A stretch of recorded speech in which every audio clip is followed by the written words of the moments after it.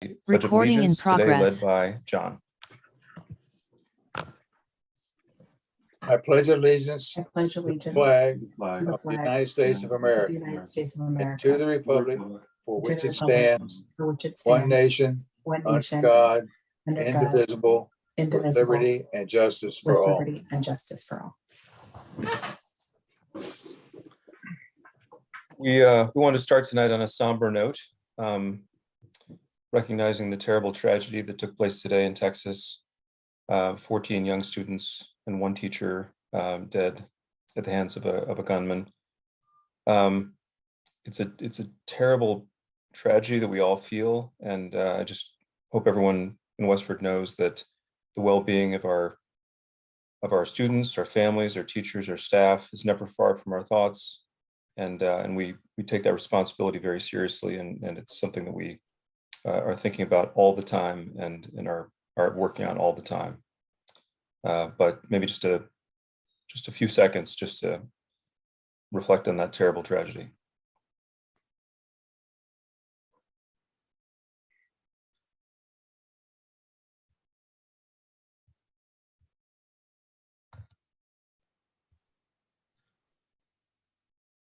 So the business of Westford goes on. The next thing we would like to do is to recognize a really important team member here in Westford, Deborah Santoro. I'm going to read a few comments, and then I hope we've got a few folks out there in the audience that might want to chime in. Looking for Ellen Rainville. So Ellen, maybe after I've finished reading these prepared comments, if you could join in too. So Deborah Santoro has been a shining star in the library's fine arts department for almost 24 years. Her efforts to build a diverse collection of music have been recognized by the Merrimack Valley Library Consortium and emulated by member libraries as she has curated and enlarged musical genres, which reflect the town's diversity, equity, inclusion vision. Deborah's art background and education have allowed her to craft and deliver a collection that our patrons appreciate, borrow, and widely use. She's leaving us to pursue her arts passion and MFA degree in the visual arts. Congratulations. Deborah will be missed, but her legacy lives in the collection she has built and in the contribution she has made to the J.V. Fletcher Library. And Ellen, please, if you have anything to add to that, we welcome that. Well, we certainly want to celebrate the 23 plus years that Deborah has spent with us. We hired her, and her unusual request was just that she have a weekend off for her impending wedding. And so we have had her through almost all of her family life, and we just want to congratulate her on this passionate new venture that has been a long-held desire of hers to pursue a master's in fine arts. So we congratulate her and we celebrate her many contributions. Thanks, Ellen. Deborah, anything you'd like to share with us about your future plans? No, thank you. That was lovely. It's been an honor to work at the library for so many years and to build a music collection. And I'm really thrilled and excited about this next chapter of my life. I've wanted this MFA in visual arts for 20 years. So I'm really thrilled to be able to do that. So thank you. Thank you. Well, thank you, Deborah. Thank you, Ellen. And thank you to all of the Westford staff. We're so lucky to have people that commit so much of their lives to make our community better. So we are lucky always and lucky tonight. Another open forum item is annual town meetings coming up. Please, I hope it's on your calendar now. If it's not, please put it on there right now. Saturday, June 11th, 9 a.m. And the rain date is the same time the following day on Sunday, June 12th. And the town meeting documents are available to view. And there's a link if you can see our agenda. Please go ahead and link. We'll be discussing some items related to that a little bit later tonight. But please come and join us. It's the most important and fullest sort of manifestation of direct democracy that I know of. So please come and join us at town meeting. Are there any other open forum items from members of the board or from Jody? Okay. Seeing none. Next So Tom? Oh, I'm sorry. Oh, I'm sorry, Scott. Please go ahead. So I wanted to recognize the passing of our canine Benny. last Friday. He was a 9-year veteran of the police department, partner of Officer Pelledro. 13 years at all the time of his passing, served us from 2011 to 2020.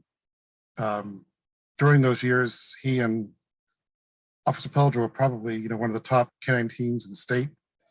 One of the first called when other towns needed help. They were on the NIMLAC SWAT team. It was a great dog. He was trained in explosives, patrol duties, and of course, as a SWAT team member. He had a lot of great career, saved people's lives. As one lady lost in the snow, 0 degrees. He found her, saved her life, almost certainly. He intervened on an attack on his partner, guy with a knife, and Benny intervened to keep Officer Pelledro safe. And he was part of the search for the marathon bomber back in 2013. So a great dog that was in failing health, and our condolences to the Westford Police Department, and especially to Officer Pelledro and his family at this loss. Thanks, Scott. Important member of our team. Okay, next up, we have a public hearing. I'll just read what it is, and then I'll look for a motion to open public hearing. So it's a request for a transfer of a Massachusetts General License 138, Section 12, alcohol beverages restaurant license from GPJ LLC, doing business as Fuse Restaurant, Fuse Westford, 2 Powers Road, to Aquasource LLC, doing business as Stir Martini Bar and Kitchen, 2 Powers Road. And I will now entertain a motion to open the public hearing. So moved. Second. Great, thank you. All in favor, John? Aye. Anita? Aye. Scott? Aye. And I'm an aye as well. The public hearing is open. And I think we're going to invite Melissa Robbins. Jody, is this the right point that Melissa is going to come and speak with us? No, that's the 710 item. Okay. Great. So welcome, Adam. Good evening. And let me just see if everything is in order. Usually for that, we look for Patty. Hi, good evening, everybody. Yes, Andy has pretty much taken care of all of the paperwork with Mr. LaGrassa. I've actually talked to him too. Hi, Adam. And everything is in order. Okay, thanks, Patty. Any questions from the board for Patty or for Adam? Okay. Seeing none, I will entertain a motion to approve. So moved. Second. Excellent. All in favor? Scott? Aye. John? Aye. Anita? Aye. And I'm an aye as well. And thank you, Adam. Have a good evening. Thank you very much. Have a good Thanks, evening. Patty, as always. Okay, next up, 710. We Make do a have- motion to close the public hearing. Oh, thank you. Second. Okay, keep me on task.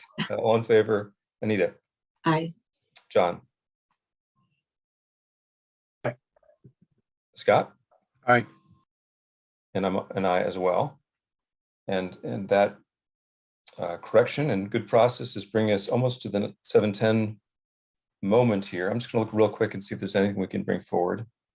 We're very, very close, so we may not find something. But let's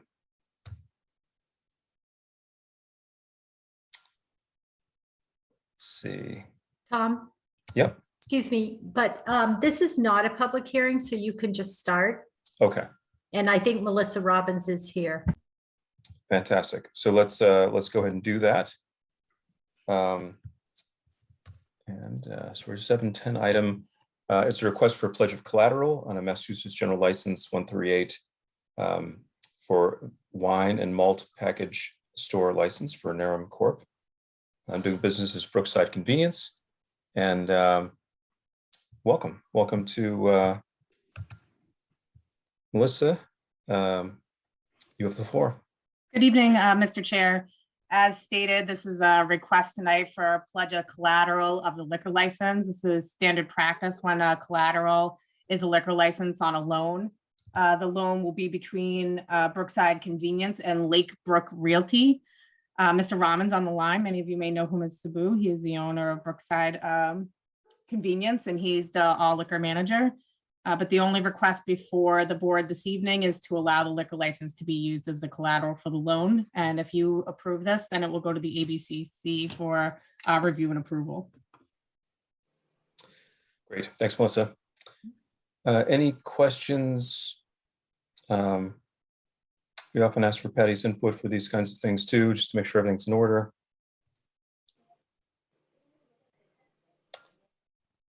Any questions from the board while we're waiting on that? Patty, is everything in order as far as this is from your point of view? I will say from my point of view, yes, but I would defer to Attorney Robbins on this. She actually knows a little bit more about it than I do. But yes, we have all the documentation that the ABCC requires. So we'll go from there. Hi, Sabu. Okay, great. I didn't see any questions. If there are none, I'll entertain a motion to approve. So moved. Second. Fantastic. All in favor, John? Aye. Anita? Aye. Scott? Aye. I'm also an aye. Great. Thank you and good evening. Thank you very much, Mr. Chair, members of the board. I appreciate it. Have a good night. You too. Okay, next up for us is the joint meeting with the Diversity, Equity, and Inclusion Committee. And we're going to discuss how to consider renaming Columbus Day to Indigenous Peoples Day in the town of Westford. So welcome to the DEI committee. And I'm not sure if procedurally they want to call to order. Tom, I just wanted, while we're waiting for them to get online, there was a comment in the chat as well. I Oh, don't know if Kathy Creed wanted to say something. I don't know if that was from open forum or not, but yeah, just thank wanted you. to- Thank you so much for catching that. So I'm glad. So Kathy, if you're still out there, we'd be happy to hear your comment.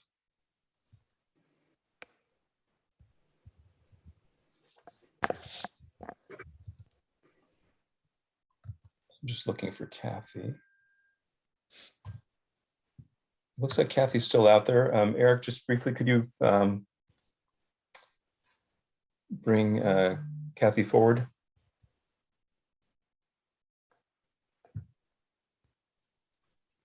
Welcome to the chairs of our DEI committee.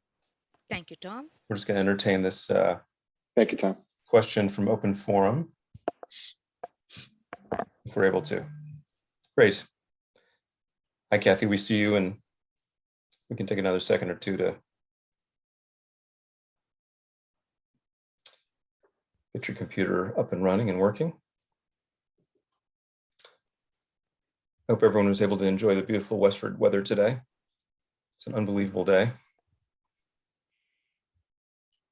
Picture in there. Okay, I'm here.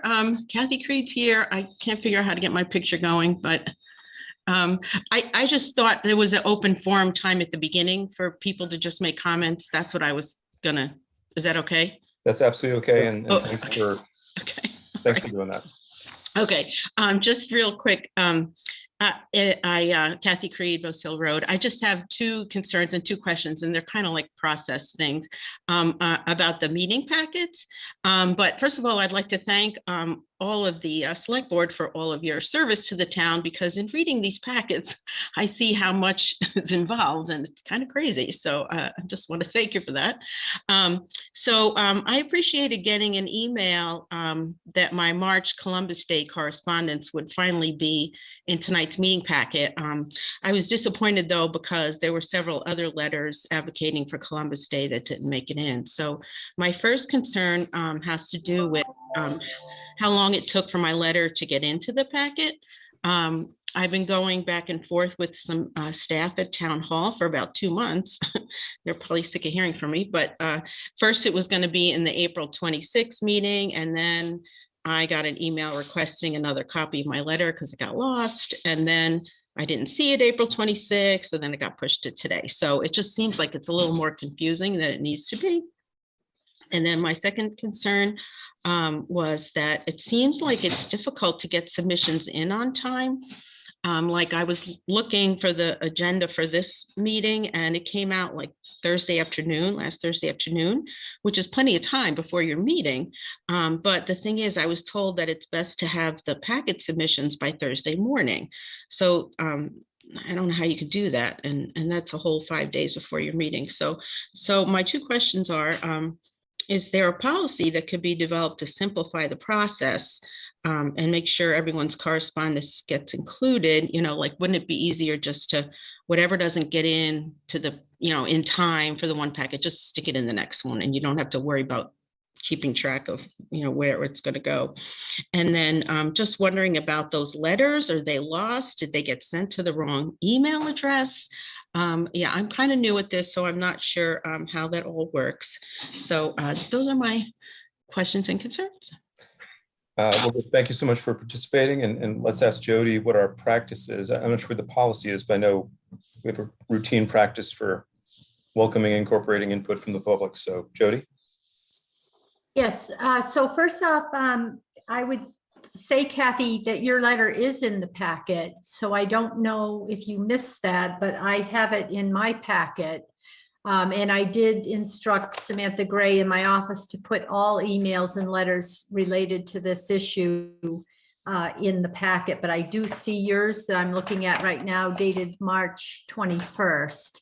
So I would start with that. And then secondly, you know, so it takes us a while to put things on the agenda, as you know. So we try to request agenda items the Monday a week prior to the Tuesday agenda. And then we do allow people to give us their documents up till Thursday. Normally the packets are uploaded on Friday, but this week, due to a vacation, they went out on Thursday.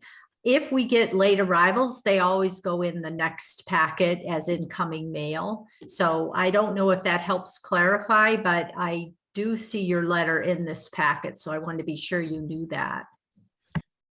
Yeah, that's fine. We could talk. I can call you, you know, during the day. I don't want to take up time during the meeting to, I just expressed my opinion. I can talk with you at another time about it. Okay. That would be great. Feel free to call me tomorrow. Okay. Thank you. Thanks, Kathy and Anita. I just add to one of the points that Kathy was bringing up about when to include stuff in the packet. It really is dependent on the agenda items, right? So if your letter comes in like a week before our meeting or something, but it's not on the agenda, we're going to save it for when that topic does come up. So the board is going to look at all of the materials related to that topic altogether, as opposed to trying to remember what was in a packet a few weeks ago. So that's why things might wait, because it's all, we just try and clump it together. Okay. Great. Thanks, Anita, and thanks, Kathy. Thank you. So welcome to our DEI committee to discuss this important topic. And let me just ask first, do the chairs have everyone they'd like as presenters in this group? Yes, I think between Eric and me, we will do the presentation, and the rest of the DEI members are here to support us. Okay, super. Well, the floor is yours. Thank you for being here. Thank you. Thank you, members of the Select Board. Thanks for this opportunity. Yes, the team took a little longer time to get to some proposal that we wanted to share with you all today. So bear with us. We are learning. We are also trying to be doing the right thing. So help us to give us that opportunity to go through what we think is the best. So as you have seen in the packet, there's a first slide which talks about what activities we are thinking of or what we want to propose for this this topic, specific to this topic. As you all know, we did a survey between March 4th to March 15th, and the survey was built out of many of the questions that we had seen across the board in different communities online, and we built the survey to make it very simple, make it very easy for the community to answer. We do have the results out from the survey. disclaimer, we have not published the survey to the community yet. We will add to that when we are doing the next sessions. We'll make sure that the survey is available to the select board and to the community. We have reviewed the survey. We have taken a chance at looking at what the responses are, what the feedback is. And there's a lot of response from, we had about 752 participants who responded to it. And we are looking at it from a different angle, different lens to make sure that we're capturing everything. And thanks to the community for taking the opportunity to respond to the survey. The next proposals that we have is to make it inclusive, as we are called as Diversity, Equity and Inclusion Committee. We want to make sure that we have heard the community through the survey, but we also want to hear them in person. And we want to listen to them, what their thoughts are, what their emotions are, what their feelings are for this topic. So we are coming to a very in-person kind of a session that we want to do in July. We are thinking of July would be the best time to have the community come in. And then we also want to make sure that this topic goes on to the ballot question for the November 8th ballot question, which means we should have the question prepared 35 to 40 days before. So we're trying to get to that question by end of August for the select board. So this is what we are thinking first as the first input to, or the second input to hear from the community as a listening session. I'll stop there to see if there's any questions. Any questions from the board so far? John? And wouldn't this also go to the special town meeting? No, we had not planned to for this to go to the special town meeting. Okay. Yeah, John, you may recall, I think Andrea suggested that we take this approach. Mm-hmm. Cool. Okay. All right, moving on. What does this listening session mean? Like, what are we trying to do in this listening session? As I said, we would like to listen to the community. We'll collect the questions, the comments that the community members have. And then it's a 1 hour. It's going to be a 1 hour webinar meeting. It will be hosted and facilitated by the DEI members, but we will have external moderators. We are not the ones who are going to ask the questions or anything. We will be just listening. We'll have a moderator so that the moderator can facilitate all of these things. We will be there as DEI members to support that. Obviously, this being a public listening, community listening session, we will require the participants to register. And as they come on board, as they do for the other meetings, they have to introduce themselves with name and address. And then after that is done, we would summarize all of the inputs we have got, and we will share it to the select board along with the survey, and then come with the proposed language for the ballot question, so that the select board can look through it, get it reviewed by legal before it goes on to the ballot. This is our first step to get more from the community in person. If need be, we are also thinking of a second session where we will invite people from both sides, the Italian Americans and the Native tribe, and we will ask them to participate. There will be members or external moderators from these two groups to come in for a 1 hour session, and it will be hosted and facilitated by the DEI members. So this will be, if needed, later on, based on our first session of listening to the community. So this was the proposal that the team came up with, and I'm just going to open up to any questions, any concerns. Just quick. So John raised a good point. Why is this going forward as a ballot question instead of being a town meeting? I think the idea was to get the maximum participation. There's a lot more ways that people can engage with a ballot question. There's different ways people can submit their vote and participate. So it really was to get the most voices involved as possible, as we possibly can. So that is the idea. So with that, any questions from the board? Yes, John. Yeah, I noticed you mentioned that the native tribes would be involved in this discussion. I've read in some cases, they're not too enamored with the phrase indigenous. So anyway, I'm glad that they're going to be involved. Just want to make that comment. And yes, I can flesh that out just a little bit, John, just as far as their involvement.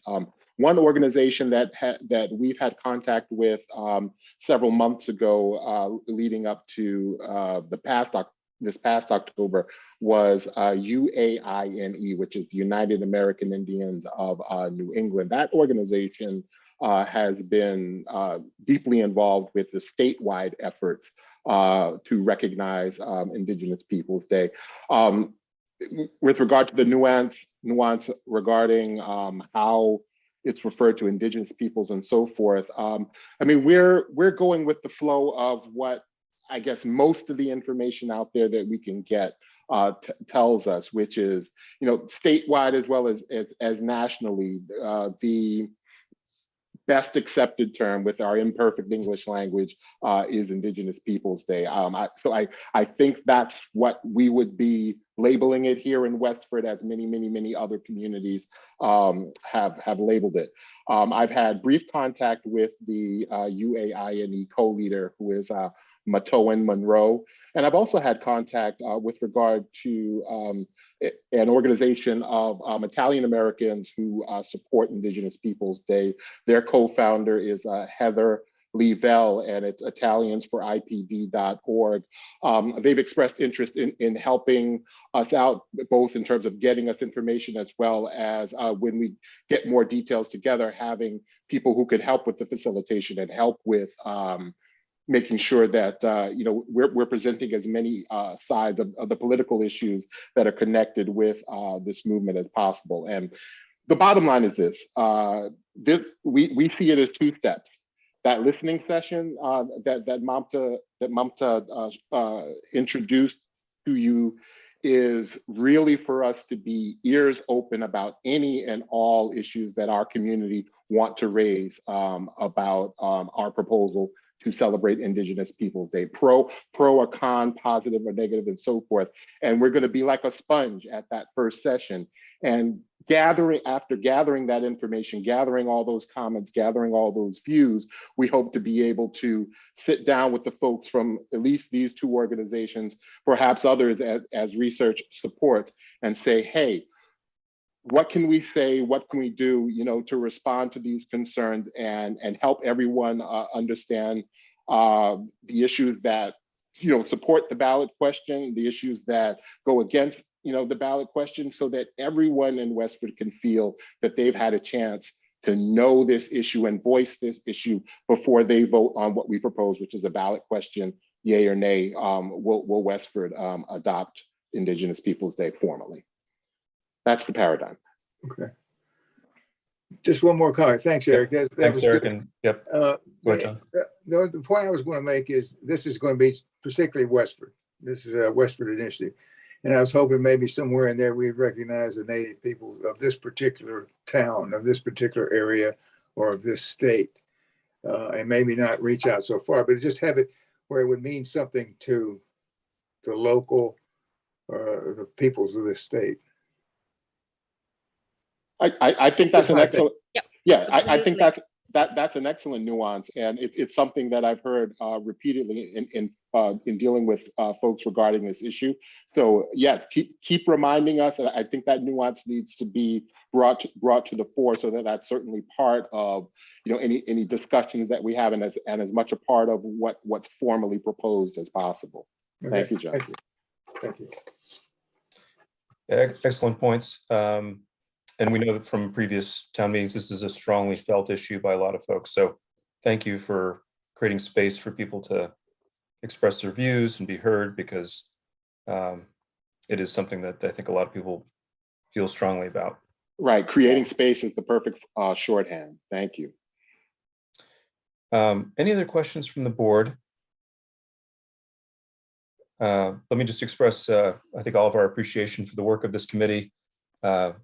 Definitely on the things that we can be doing more of and better here in Westford is really reaching out and engaging with all the different communities that make this such a great place to live. And I think we know we could do more and better. So thank you for your help with that. Any other questions before we thank this group and then move on to the next agenda item? Andrea just joined. I don't know if she heard us and she saw the packet before, if she had any questions. So, well, welcome, Andrea. Thank you. No, I didn't hear you, but I did have the packet of materials, and I don't have any questions right now. I'll catch up in your presentation earlier tonight when I watch it when I watch the recording. But thank you for being here. All right, you're welcome. Okay, thank you very much to all the excellent DI folks that have joined us. We're going to move to our next agenda item, and I'll ask our chair whether she wants to step in now or take a little bit of a break, and we can go through the next one or two, and then after you've had a chance to take a drink of water and eat some dinner. I did that. Okay. If I go offline and you don't see my face for a few minutes, you'll know why. You can figure it out. But sure, I'll go ahead. But thank you, Tom. I appreciate it. Our next agenda item is annual town meeting, which is Saturday, June 11th, 2022 at 9 a.m. With a rain date of Sunday, June 12th, 2022 at 9 a.m. We're outside on the field at Westford Academy once again. But the first item is to request to delegate to myself and to the moderator, Angela Harkness, the authority to continue town meeting until Sunday, June 12th at 9 a.m. in case of bad weather. You folks have done that before, and basically Jody and Angela and I talk in the morning if it's raining or something prevents us from having town meeting, and determine whether or not we're going to go forward, and we don't have to bother all of you at 7 o'clock in the morning. I'm happy to make that motion. Second. Okay, all in favor, Tom? Aye. Anita? Aye. Scott? Aye. John? Aye. Aye. Well, thank you. Next is a discussion of the implementation of recommendations by the Access to Town Meeting Committee, including requesting select board to consider asking town departments and local organizations to avoid scheduling activities on the same day as town meetings. Jody, I think you were going to update us on all of the really terrific work that you and others have been doing in a very, very short time. So thank you for really jumping in and jumping on this. Yes, thank you. I won't read through all of these. I think our moderator has worked with me on many of these, and I've worked with Mike Wells and Samantha Gray and Eric Heidemann to try to figure out who could assist. So we did give you a list of all the kind of action items and things that we've all done. There was a couple of questions which you don't even really need to answer tonight, but just to point out that I think on number 16, you were being asked to encourage groups to not hold events on town meeting day. I know many years ago you did kind of make that request, but I don't think we've made it in many years. So that's something that you should maybe consider. Another question would be number 17. I was asked to use the rave, or what we call the reverse 911 on town meeting.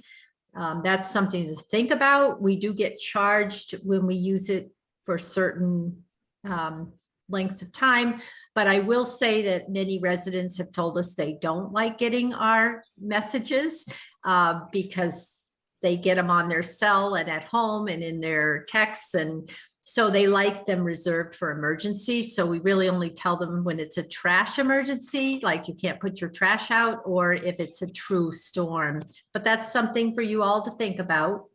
Number 20, we were asked to create a one-page about open town meeting, or maybe the league might help with this, and to mail it to all households. So that would include more paper postage and mailings, but that's something for you to think about in the future, whether you want us to mail that. We will be mailing the warrant summary as we do for special town meeting. And if it passes at this town meeting, we will be mailing that to all households, but that's another request that would come to you. And then the last one for you to think about is number 23. We were asked to use the electric road sign. And we have had directives from the select board to limit that to public safety or road detours. And so we have never used it really to advertise an event unless a road was being closed or there was some diversion. So again, these don't have to be discussed tonight, but those were the ones related to you. But we've made, I think, really good progress. And thank you to the moderator for all her help. And we're continuing to work on some of these items as we speak. Okay, any comments from either the board or the moderator? Let me go to the moderator first, Tom, and then you, okay? Angela? So first of all, thank you to Jody and Eric and Sam and Mike. I'm really amazed at how many of these things are going to be implemented for the upcoming town meeting, especially since we only got the suggestions from the ATM committee a couple of weeks ago. It's really been wonderful to work with all of them. I've been surprised at how much we were able to get done, really. On these particular items that remain, so just to briefly go through them, and Jody's right, none of these really have to be decided tonight. But in terms of the first one, asking that town boards and organizations don't schedule things on the day of town meeting.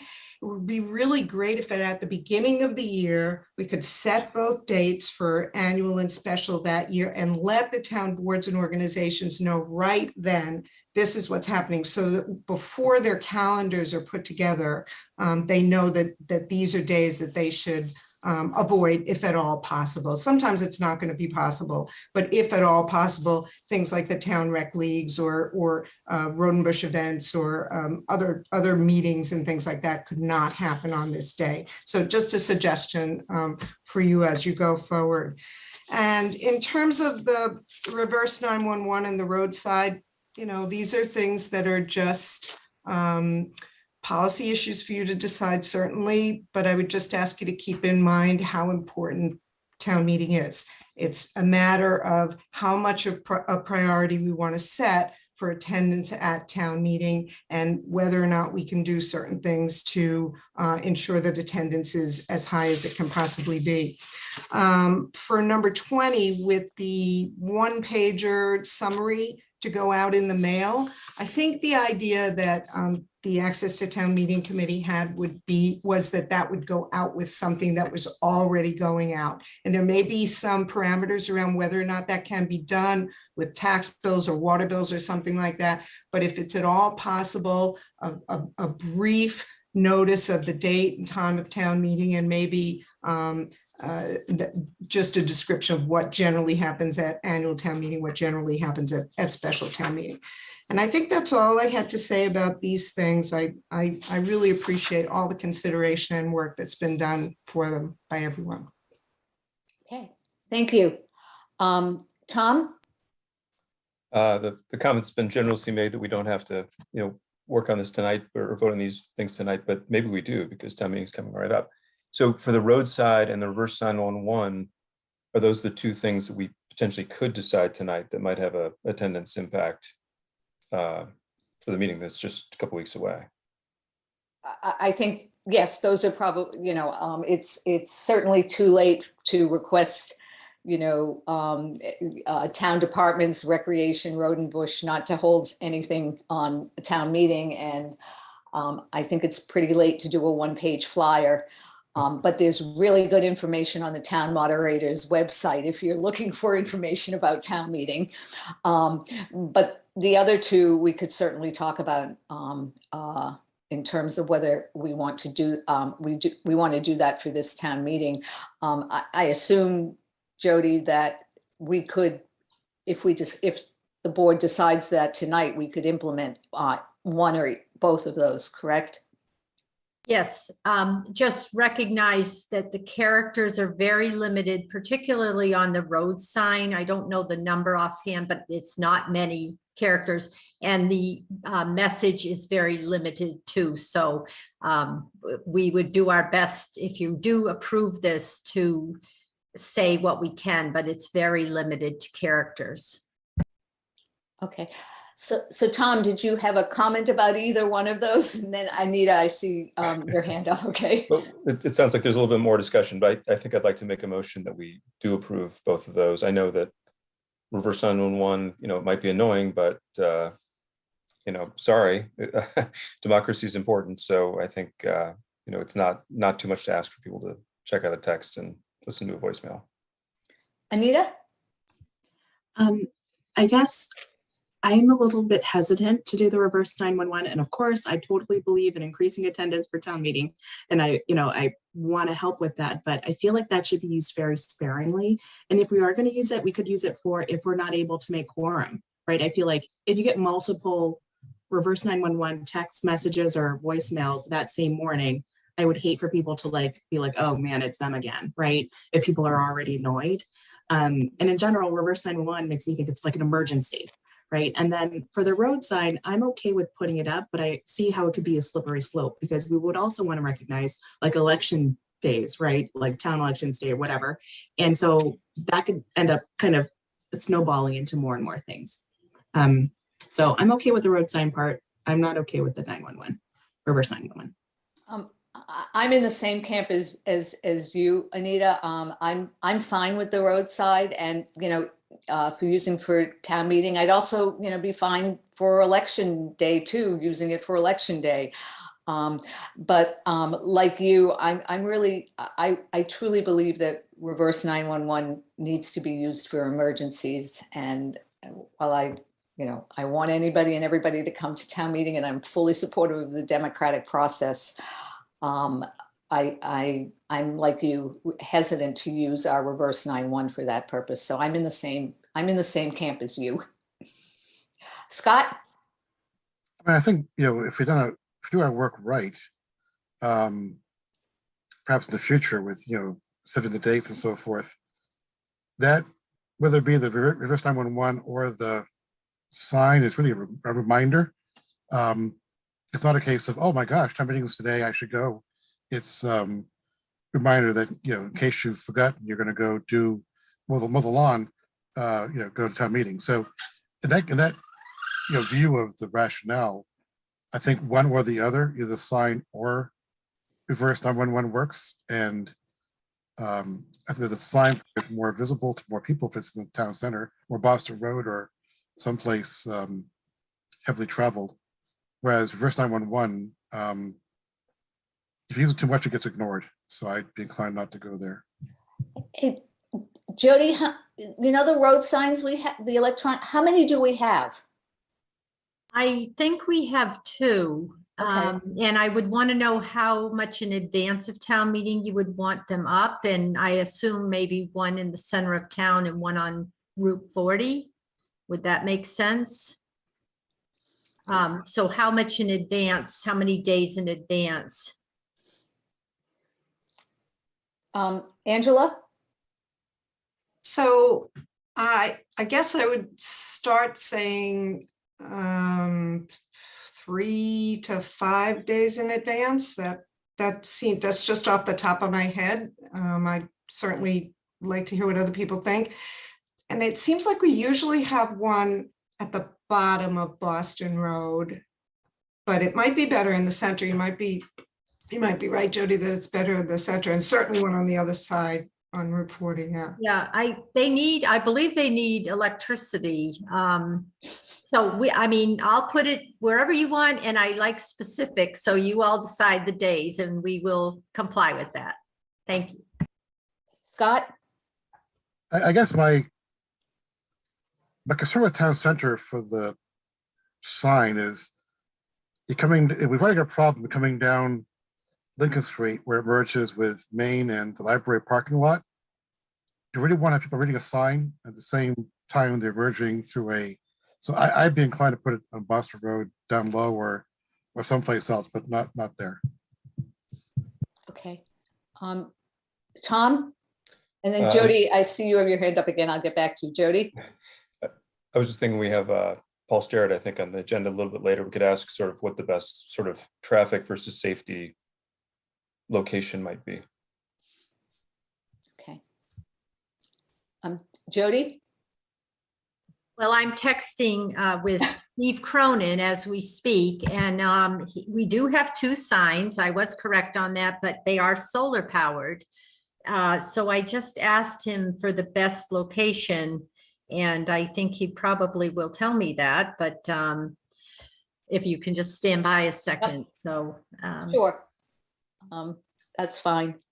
And, I will say that every once in a while with the reverse 911, we get people that aren't happy because they got a message that didn't pertain to them, and then they've disenrolled. So we don't like that because we want them to know. But all right, so Steve is saying Town Hall, which is, the center of town, and Route 40 at Stony Brook School, he thinks are the best locations. So that's from him, but we'll put it wherever you want. Okay. John, do you have your hand up? Yeah, I just wanted to say I support the signs, but not the reverse 911. I agree with you and Anita. Okay. We have a couple of comments and questions from the audience. Valerie Young has written in and said the town website page called Notify Me has a section called Alert Center with an opt-in for town meeting and election announcements. Is that being regularly used? Jody, I was going to say, can you answer that? Yes, if people do sign up, yes, they will get our notices, and we do send out notices, but the people have to sign up for that. So, and then I wanted to remind you all the banner is going up, which I think is June, let's see, 3rd. However, we have ordered new new numbers. They came in the wrong size, so we had to reorder them, but I'm assured that will go up June 3rd. So. Okay. Angela, before I get back to you, Diane Wood has her hand up. So Diane, if we could unmute Diane, Eric.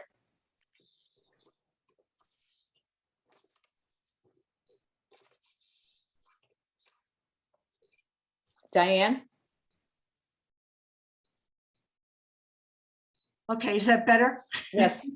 Thank you. The only other comment I would make is the item about not sponsoring activities on the day, town activities on the day of town meeting, and not for it to fall through the cracks. In particular, I think we all acknowledge that one of the largest activities during that day are all the sports activities. And we all realize it's too soon and too short a notice for the annual town meeting, but to seriously consider investigating ways to do that for fall town meeting, special town meeting in the fall. Thank you. Angela? Yeah, I was just going to say, with the banner already in the center of town, I think it would make sense to put the electronic sign in a slightly different place, at least. Maybe the bottom of Boston Road isn't the right place, but otherwise we're going to have 2 things in pretty much in the exact same place if we have the sign at Town Hall and the banner by the library. Okay. And Lynn Cohen has just written in and who says, you have approved using the electronic sign for elections in the past. The sign has been both in front of the fire station in the center and at the bottom of Boston Road. The problem with the sign at Town Hall is it faces east-west and is unreadable in the morning and in the afternoon. So maybe with those concerns being offered and the fact that the banner, it will be in the center of town, it makes sense to put it at the bottom of Boston Road and Route 40 at Stony Brook. Anita? I have a really detailed comment, but I'm worried I'm going to lose it when it's time to actually brainstorm these things. But when it comes to advertising the town meeting dates and kind of asking organizations to consider not holding events, maybe it's language that we should add to any sort of form that people fill out when they want to use our fields, or if it's any kind of fee-based thing. The Parks and Rec Department materials is kind of what I keep thinking of wherever people go to use fields. Just kind of make a note that, hey, town meeting are these 2 different dates. I just want that captured in our brain somewhere. Right. Jody will write it down in the notes that she takes, and so it will get captured. Thanks. I don't see any other comments. Do we want, is there a motion? Go ahead, Tom. So I'll move that we use the 2 available town signs, one at the bottom of Boston Road and one on Route 40 at Stony Brook, to advertise town meeting starting, I think people said 5 days out might be a good time. And I'm happy to entertain amendments. Second. Any further discussion or amendments? I don't see any. So all those in favor, Anita? Aye. Tom? Aye. Scott? Aye. John? Aye. Aye. Okay. Again, thank you to everybody who's worked on this. Appreciate all of your hard work in bringing all of this to fruition. Okay, and now we're at least the final item under this agenda item. Andrea? Yeah. The mother's hand is up still? Oh, well, I'm sorry. I thought Angela, I'm sorry. I thought you just had forgotten to take it down. That's okay. Thank you. Just one thing further as to the ATM recommendations, and I apologize, maybe I should have done this in open forum, but as you know, the first article on the warrant is for to get approval from the voters for the use of electronic vote tabulators at town meeting. And this coming Tuesday, which is May 31st at 7 p.m., there's going to be a demonstration of how the system works, and there'll be 10 people in a room, and it'll be captured on Zoom. And if anyone would like to sign up for that demonstration, the sign up is on the town moderator's page. And it'll also be going out in other places around town, but I hope people will come, and we'll answer any questions that you have then. And of course, any other questions that come up at town meeting.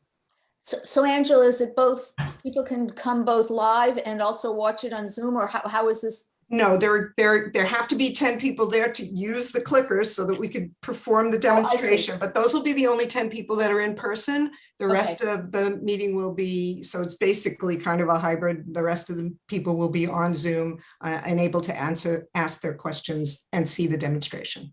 Got it. Okay, thanks. Okay, are you set? I don't want to cut you off again. Okay, thanks. All right. Okay, so now we are at the last article actually that we have to take a position on, which is to amend the zoning bylaw to add 483 Groton Road to the Industrial A zoning district. We waited, this is a citizen's petition. We waited to receive the planning board recommendation. We got that recommendation and they voted unanimously in favor of it. So I don't know if there are any questions or comments, or if there is a motion to recommend. Make a motion to recommend. Second. Okay, all those in favor, Tom? Aye. Scott? Aye. John? Aye. And Anita? Aye. All right, and we have finished our warrant review. Okay, we are at our 7:40 p.m. item, which is to discuss town hall parking lot expansion options. And Paul Starrett is going to join us to briefly review the 3 options we saw, I guess about a year ago now. And then we can talk about where we're going from here. Hello, Paul. Thank you, Madam Chair. Paul Starrett, Town Engineer.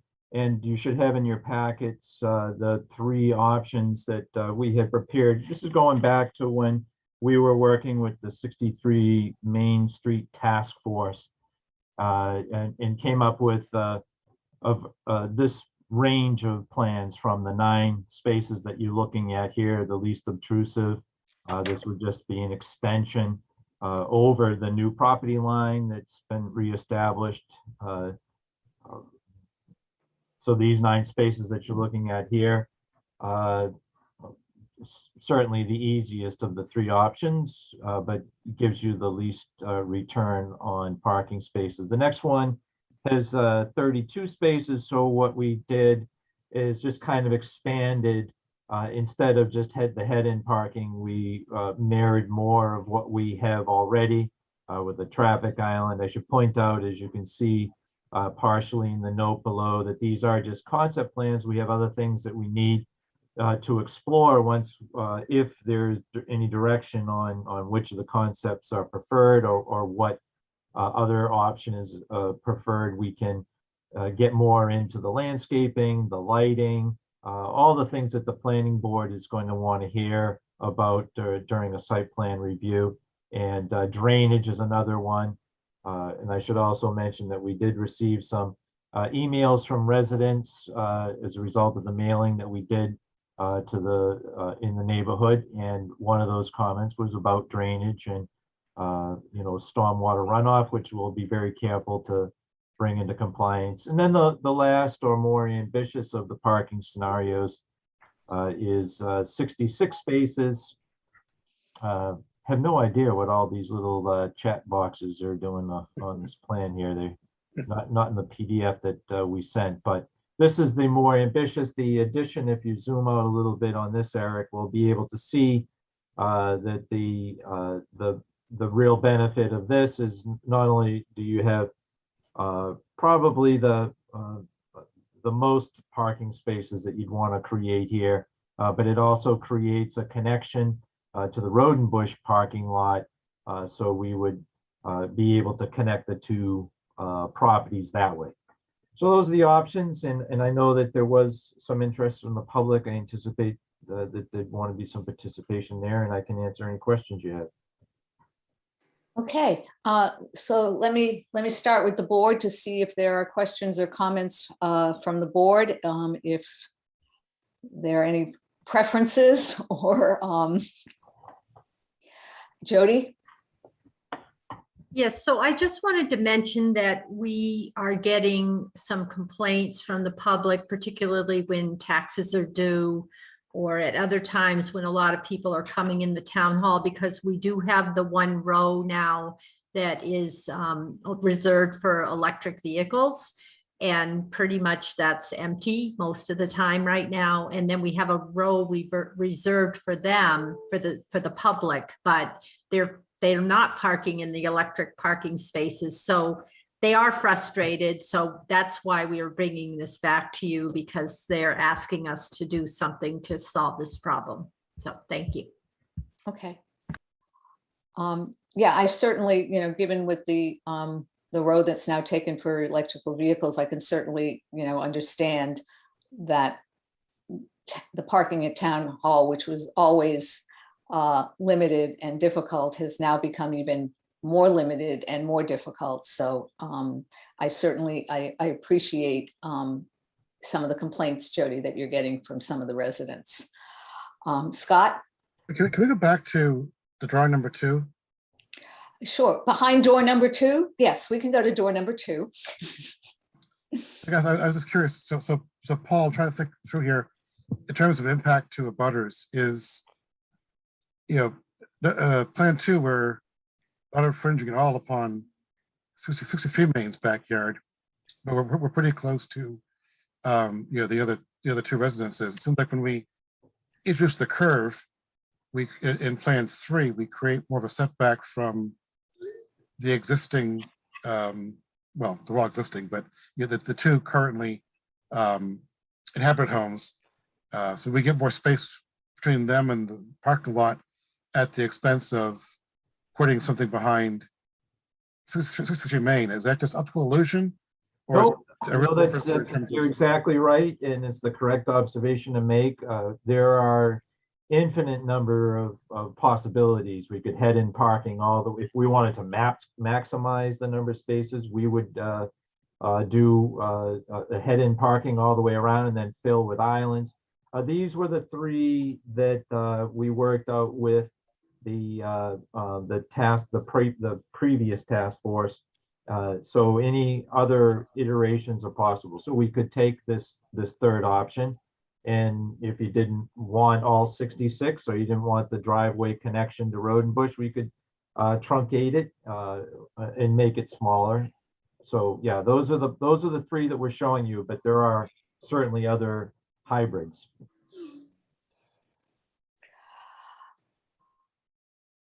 John? I got a couple questions. Well, first of all, I kind of prefer the number 2, which is a straight out expansion into 32. Do we have any information that says we have such and such a need as far as the numbers are concerned? The other one is, I haven't seen too many people at the electric stations being charged. I wonder what their capacity is as far as how long it takes to charge a vehicle. How many are we seeing there? And could that be a shared space, or at least half of them, for a period of time? Because right now I don't see them used at all. I think we got the cart before the horse. But anyway, I think the 32 would make more sense to me than that kind of a snake of 60 something going over to Road and Bush. Jody? Yes, so the, we were successful in getting a grant for those charging stations. And my recollection is we did take that to the select board to see if you supported us putting those in. We have seen, periodically a car come and plug in. I did ask Eric whether we could open those up, but I think it was a condition of the grant that they not be used for other parking spaces. So if someone parks there, we don't tow them or discipline them, but we're not advertising that people can park there. And many of our employees are parking over at the fire station, but it is tight at times, a heavy use of the town hall. So. Eric, were you going to, since you popped back in, were you going to add to what Jody said? Jody did already hit the good points. I was just going to add, it typically, for those are level 2 chargers, John. So the average takes about 3 to 8 hours to charge up to 80% capacity. A lot of people who have electric cars just top up as they go to conduct business at different locations. So we currently have that set at 25 cents per kilowatt hour for charging. But once we receive the first bill from National Grid, we'll be coming back to the board to see what rates you want to set it at for public charging. Scott, before you go, I just want to add a comment here. If folks remember, when we first saw these 3 plans, I was skeptical of 66 parking spaces and also skeptical of the road behind those houses.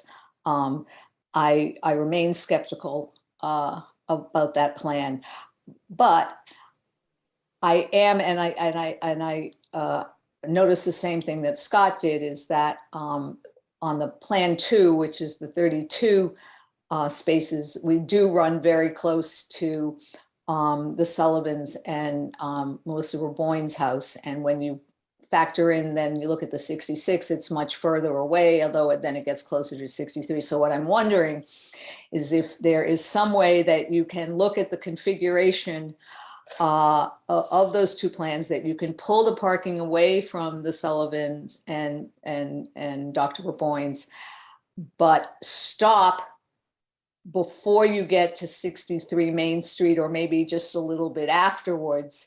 And how many parking spaces does that add for us? And is that something that can be engineered, again, taking into consideration, the topography, the drainage, et cetera? And the other thing, and I know the planning board will pick up on this, and I'm really sensitive to this, is lighting, and particularly at night. I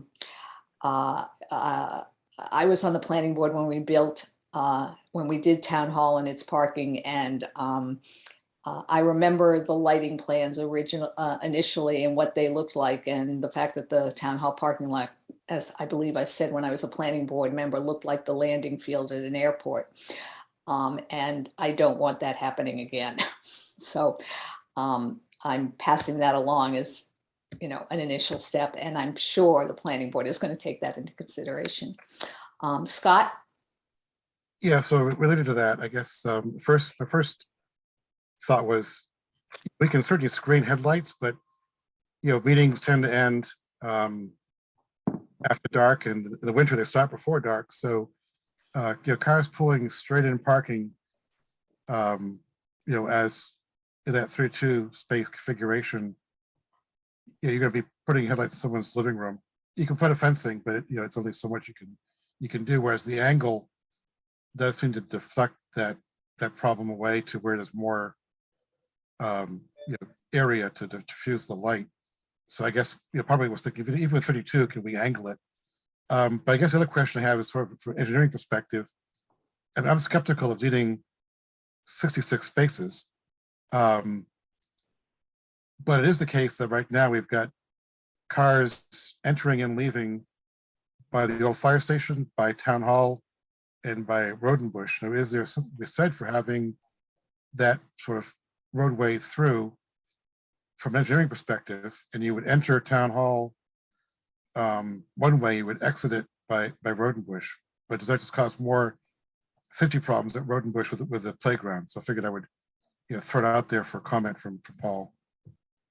Yeah, certainly that is, circulation is always an issue. Distribution is always an issue with traffic. Are cars going to turn right or left when they leave? What direction, what are their destinations? You want to take all those things into consideration. But I would be hesitant to introduce more friction with traffic at the Rodenbush, given the high population of young people that are darting in and out of that building on a regular basis, and the proximity of the playground. But if we were presented with that challenge, we would find some engineering solutions, but it's not desirable. Anita? Wait, so Paul, were you saying the last design is not desirable?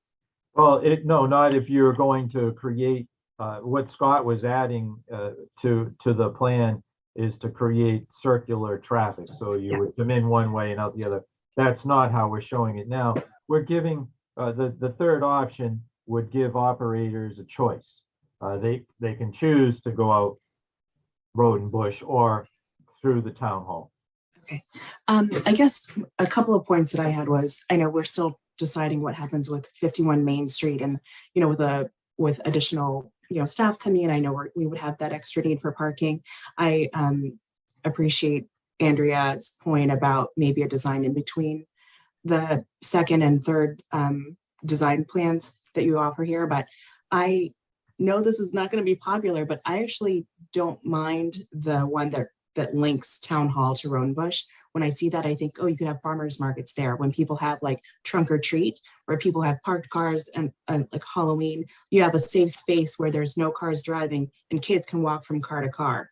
Or you could have, people have other things where instead of taking up space at Rodenbush, you would have that kind of tucked away parking space where people could, organize there. And so I see opportunities there that we could use. But I understand that it is a lot of impervious space that would be adding. But I just wanted to bring up those comments. Mm-hmm. Thanks, Jody.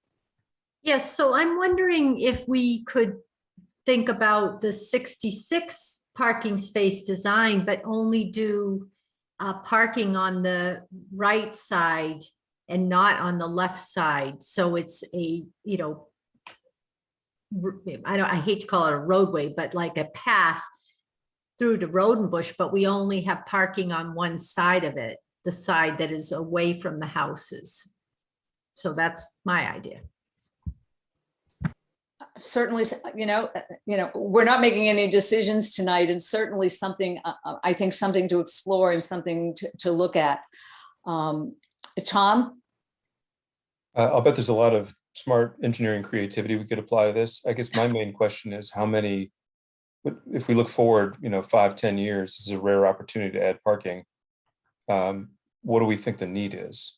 So a few other people have asked if there's studies or other sources we could use to say, yes, what we're thinking about for 51, and the whole town situation. Do we need 50? Do we need 40?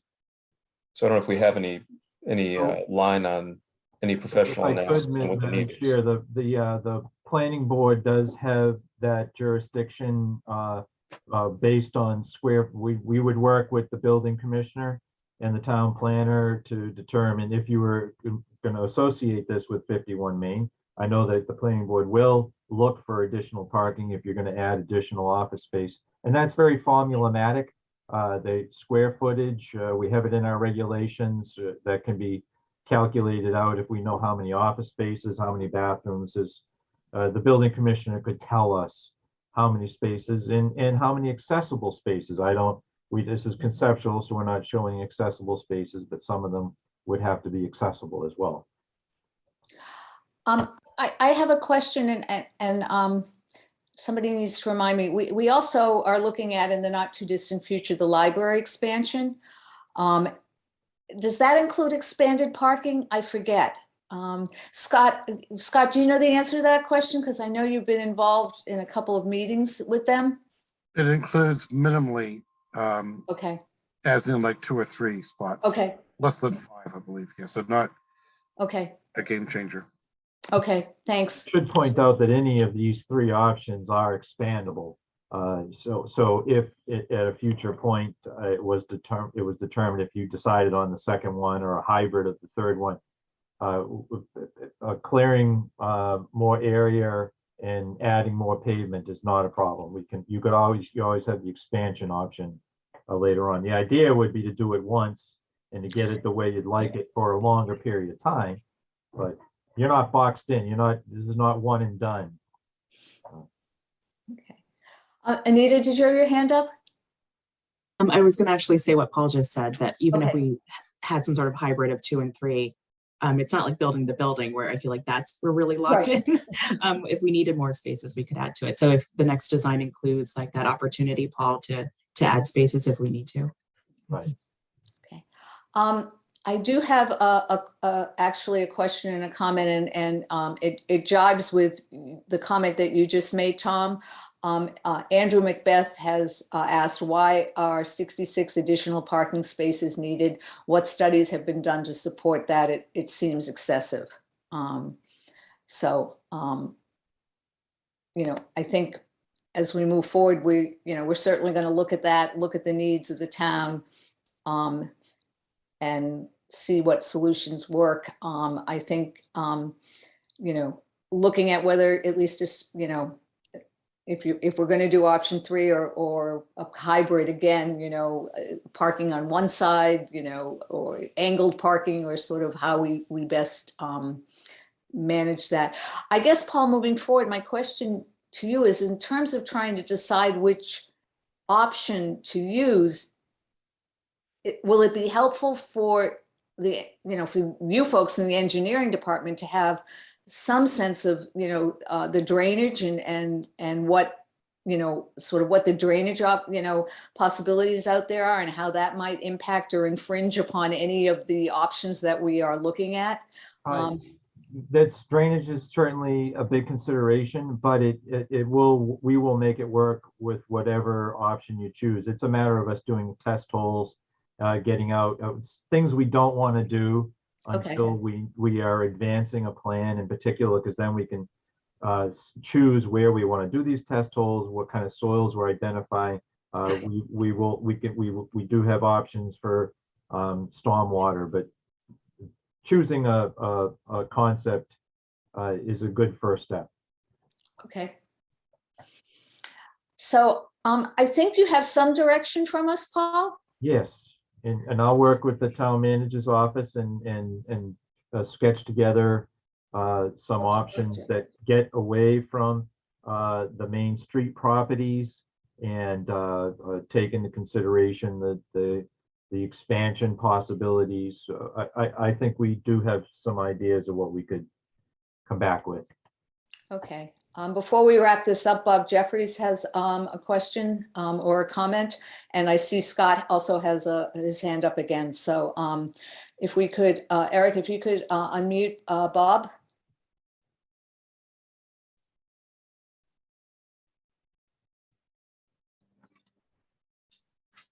Hey, Bob. Hey, how are you? Good. How are you? It won't surprise you that I'm concerned about a number of very large trees on that piece, and I'd like to see them at least found and located on the plan. And the second thing is, we have 32 acres behind Town Hall, which has changed substantially over the years.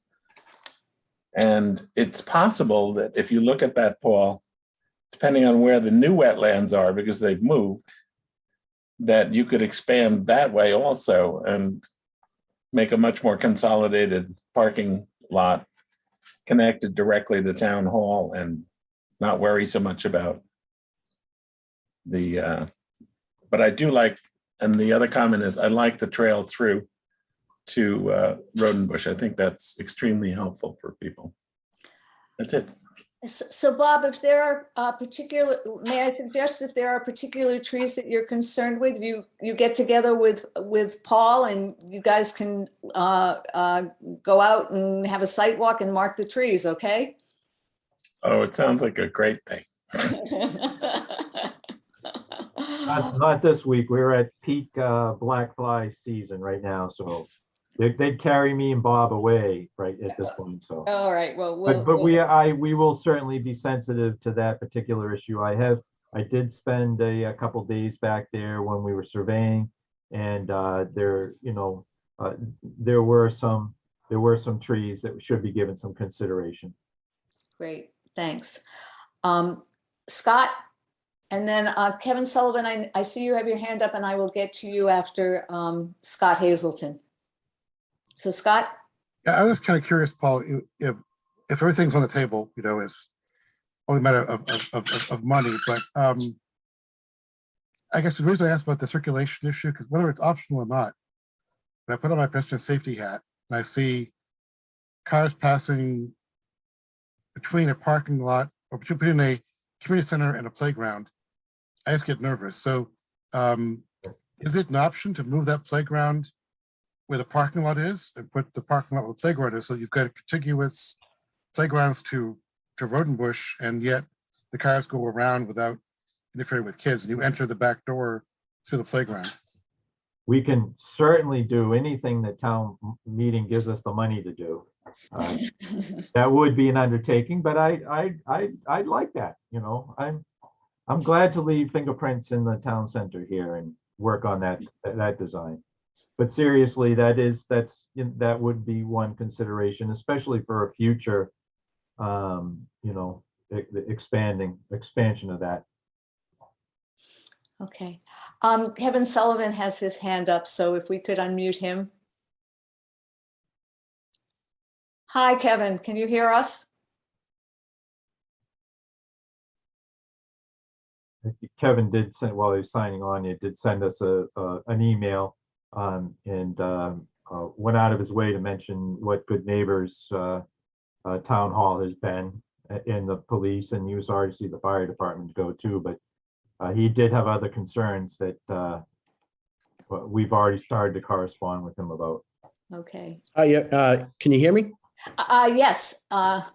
Thank you very much. This is Kevin Sullivan. I'm at 57 Main Street. Thank you for allowing me the opportunity to actually address the board and some of the concerns. I feel very positive about some of the opinions from the board early on in regards to the impact of 57 Main Street, 5963. And I'd also like to point out the impacts of really every resident from the area of Main and Depot all the way up past the library to Lincoln Street. It's easy to look at the end result of 66 parking spots that would be convenient for a lot of people traveling in and out. The impact to the residents of Main Street and the surrounding area is, I think Paul used the term ambitious in the beginning of the meeting. I wouldn't use that term. I probably can't use the words I'm speaking, but it's not ambitious. I'd just like the board to consider the town hall has been a fantastic neighbor over the decades here. the police department. I was sorry to see the fire department go. A lot of people think it's an inconvenience listening to sirens and lights all day long. I actually look forward to it. Those men and women work hard all day, all night. And when I hear those sirens, they're actually going to help people out. So I'm all aboard with them and the work they do, the parking, the traffic that comes along with that. What I would like the board to consider is the reasonableness and the fairness to the residents on Main Street, Lincoln Street, Depot Street, that 66 parking spots may not be a problem for somebody who lives 2 or 3 miles away. It might be inconvenient for them. But when you add in the festivals, the parades, the protests on the common, the markets, it's a constant beatdown of traffic, of noise, of slamming cars. Andrew, you addressed the lighting situation. I can deal with the lights because the light's a safety issue. And from my point of view, I do not want a dark parking lot at night if somebody's walking out there. Let's keep it lit, but not like an airport. The safety concerns at 6:55 p.m. tonight, I was logging on, the brakes slammed in front of the town hall, and unfortunately a dog got hit. The police responded. You can check the police blotter tomorrow. It's a constant happening of screeching brakes. If someone has ever tried to cross that crosswalk in the middle of the day, you know what I'm talking about. You're taking your life into your own hands. I just think by adding 32 or 66 parking spots adds to the chaos. I'm not against progress. I want to be part of the solution. There's been a lot of good opinions, but I think let's walk before we run. I don't think we do a plan right now that's going to be useful 20 years out. But when I look at nine, maybe even 15 or 16 spots that angle out, like you said, going as a hybrid between plans 2 and 3, I think that's a less of an impact on 57, 59, and 63 Main Street. I'd just like to consider also the exiting of the proposed parking lot. If you've ever had to, I know you have, pulled out of the entrance and exit to the town hall between 57 and 55 Main Street, you're unable to take a right-hand turn without cutting into the other travel lane. Add 66 parking spots to that, and you can see with your own eyes what could happen.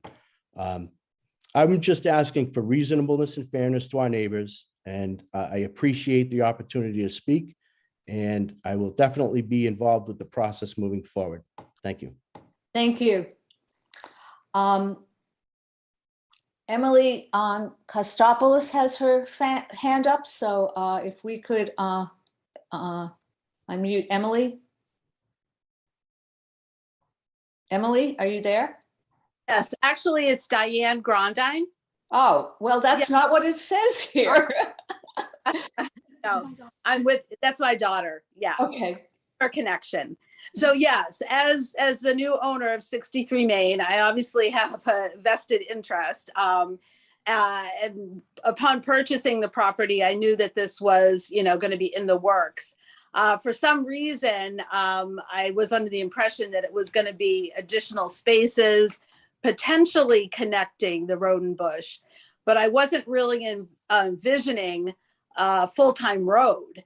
So that does seem a bit of a concern to have the constant traffic in front as well as behind.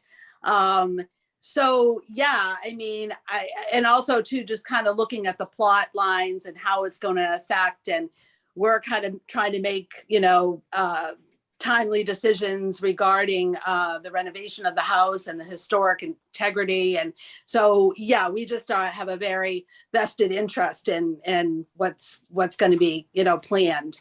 So yeah, I, am totally open to what may be happening, but just that full-time potential road back there is is a little bit of a concern. So we'll just, continue to participate and see what's going on in the decision-making process. Okay, thank you. Thank you. We have two more comments and then I think we'll move on. So Melinda Raboyne has wrote, thank you for considering how close this may come to the abutters. I'm at 59 Main Street, and also lighting. I also wonder about safety, and this is a hangout space. Town parking may be full during the day, but it is empty most nights and weekends. Can it be closed or the lights turned off? Again, certainly issues that we will continue to take a look at as we move forward with this. And then Marceline Parent has written, would the path behind both get lost? No,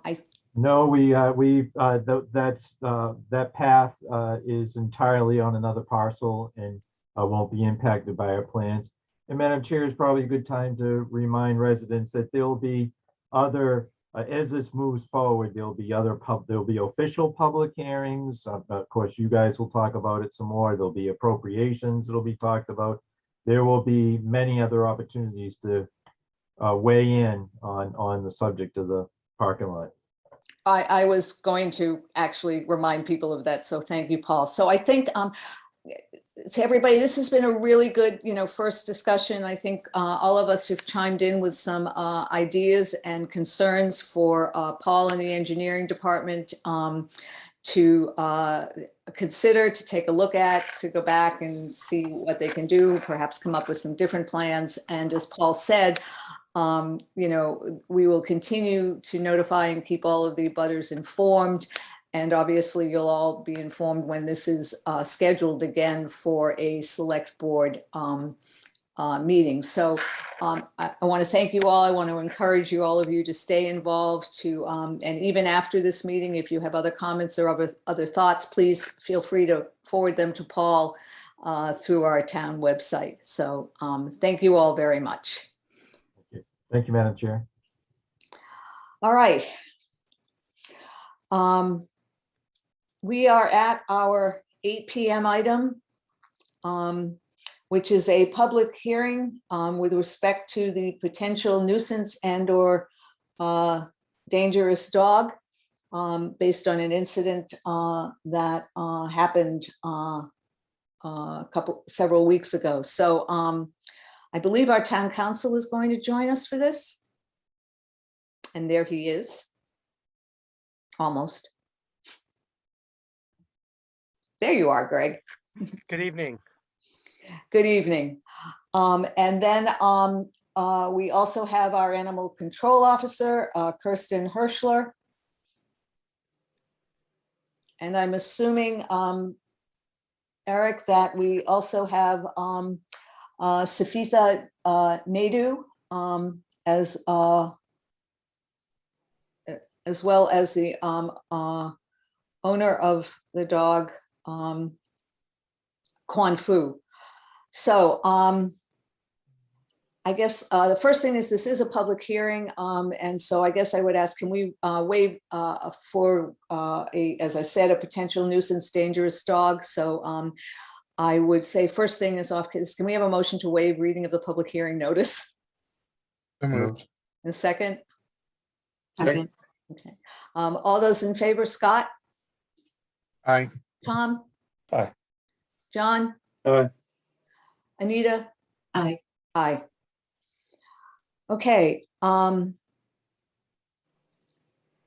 think the first thing, and Greg, correct me if I'm wrong, I know you will, you'll keep me straight now. We need to, I guess we need to swear in anybody who's going to testify, correct? Yes, that is correct, Madam Chair. Do we see Miss Naidu here? Yes, I don't, Eric, is she here? I don't. Do we need to open the public hearing? I don't see anybody with that name. Okay, in a minute. Yeah. Is there anybody on who is representing Miss Naidu? And if they are, could you raise your hand and identify yourself? Whoops. somebody did raise their hand and then they put it down. It appears that she is here, Eric. She's raised her hand. Okay. Safitha Rajiv.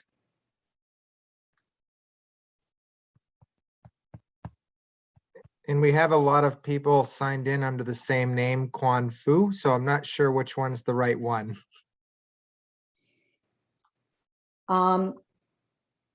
Okay, someone is, you let somebody in who is under Quan Fu. So let me ask before before we get started, the person who I'm looking at, now I've got another person signed in as Quan Fu.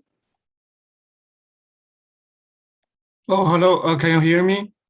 Okay, I can hear you, Mr. Fu. Yes, and there's another Kung Fu with a lady video on it. That's not me. I don't know what happened.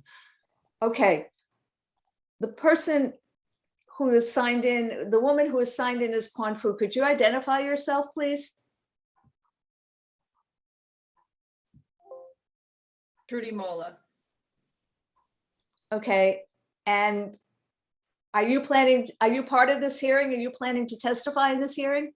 He's one of our animal control officers, Andrew. Oh, well, okay. Well, I'm not sure why you're under Quan Fu, but all right. So we have.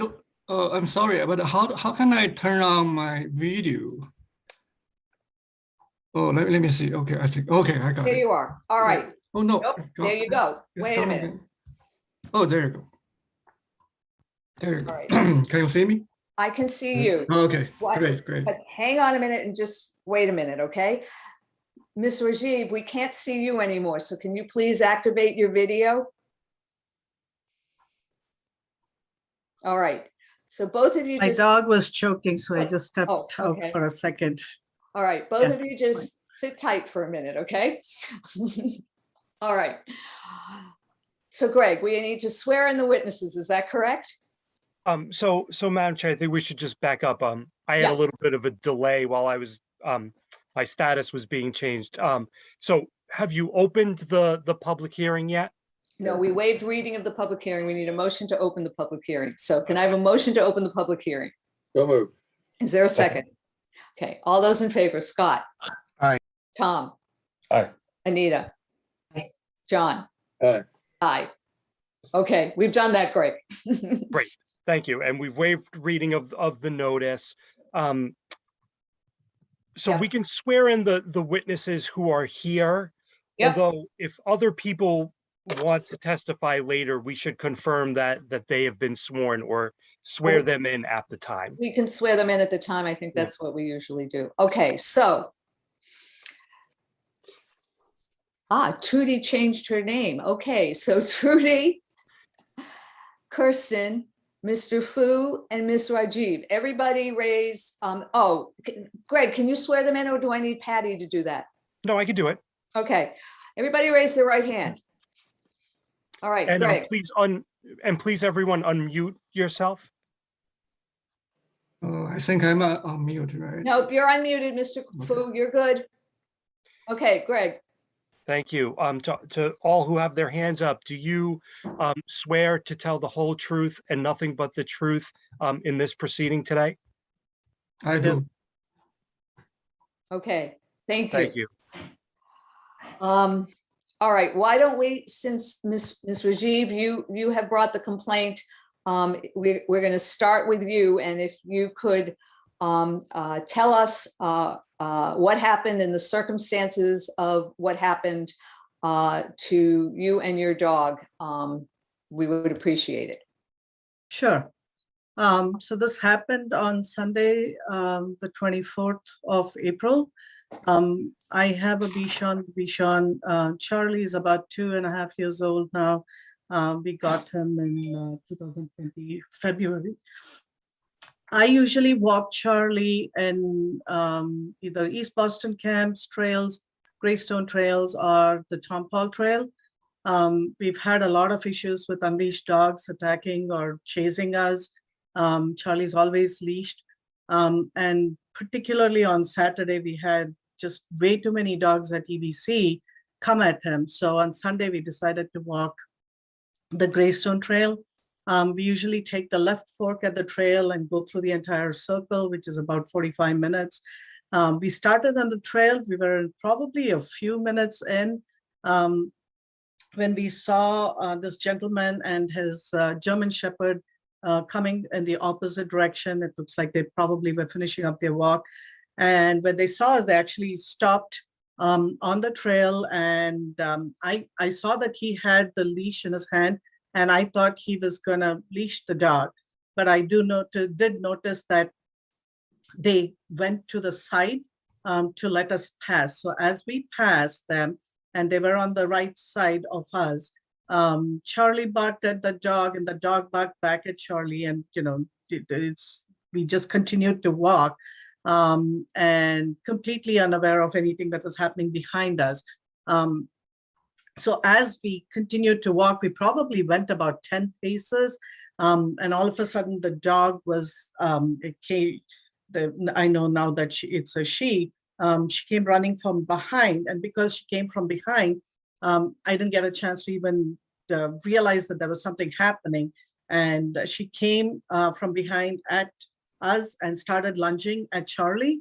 And I could see that she kept like biting him and going back several times, lunging at him. He was right next to me, but I really didn't have an opportunity to even be able to pick him up because, she was going at him so fast. I was obviously, traumatized and screaming. And finally, the owner came and was able to get the dog off of Charlie. And then I immediately picked Charlie up, and I think he had a poop bag in one hand, and he got the dog, and they were standing about 10 feet on the other direction. I held Charlie this way. I like totally held him, and but they didn't leave. So I kept saying, leave, leave, I need you to leave, I need you to leave. And because I was concerned that the dog would come back and attack us. I thought the way the dog was attacking us, I thought, the dog would even lunge at me. He, I said, why did you control the dog? And he said, well, your dog barked first. That's what he said. Then I said, it doesn't matter. My dog was leashed. You didn't have control of your dog. And he finally eventually left. I did not know my dog was injured because I kept looking like at this part, because this is where he was lunging, or the dog was lunging at. So I tried to feel the face and like the neck area, and I couldn't feel anything, but I held him so close, and I called my boys as I walked out to wait for them because I was extremely scared. And when I have two boys, and one of them picked Charlie up when I saw the two bloody bite marks there. And that's when I was like, oh my God, there's actually like a big injury here. And Charlie was in such a state of shock that he had not said a single word or whined or anything. So I could not figure anything out at that point. And then we took him to the emergency vet services at the Cornerstone Plaza. And that's where they shaved their area, and they called us, they showed us how deep the incisions were. And he also had a bruise on his shoulder that was completely swollen. So they shaved that area too, because I did see the dog lunging. Charlie's only 17 pounds, and that dog, her face was literally the size of Charlie's body. So yeah, it was a very traumatic experience. It took a long time for us to even try to walk him back. He had about 8 stitches. He had a drain pipe to drain the infection for several days. He was in a cone. He was not allowed to walk. He actually could not because he was very, he was very much in pain. So he was on antibiotics, he was on pain medication. And in order to take him out, we had to put him in his bed, carry him outside, put the bed on the grass so that he could step out for the one step. So, he could do his business and come back in. It took a good 2 weeks, and we got the stitches out. He is healing. His drain pipe came out. So thankfully, even though he's like such a small dog and the organs are so close to the skin, it did not break any of the organs. So we were very thankful for that. The vet asked us to make sure that we made the right report so that the dog would the dog would be reported, and that if there's anybody else who has had an issue, they would realize what the dog is capable of. And then I heard my neighbor has a corgi. She walks the dog down Greystone, Russell's Way, and she said the dog is not very friendly. So I've heard a few people talk about this, but like I said, this is what happened with Charlie.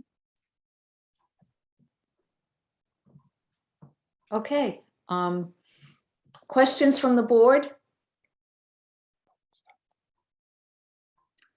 Not seeing any. So, Mr. Chair? Yes? But before we move on, I'm sorry, Greg, I should have asked if you had any questions. I apologize. that's okay. More question for you. Do you and the members of the board have the photographs of Charlie's injuries and the vet reports? We do. Okay. And you also have the report from the animal control officer? We do. Do we, Greg, do we sort of need to enter them into, to officially enter them into the record here? No, I don't think they need to be officially entered. I just wanted to confirm that they are part of your record and that you've all seen them. Okay. They were in all our materials, and I believe everybody has seen them. Everybody was nodding their heads. So, okay.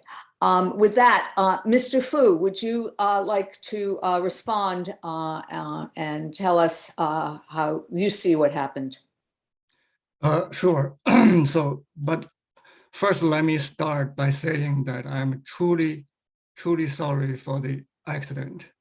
And I just wish I could have held on to the leash so it would have not happened. But I feel so bad for Charlie, and I have prayed so many times for his quick recovery. I'm so sorry about that. I feel fully responsible for that. And so I think Mrs. Rajiv has given her account of what happened, but there are some things are not true. So I just want to point out, but let me go through the what happening again with, with the board.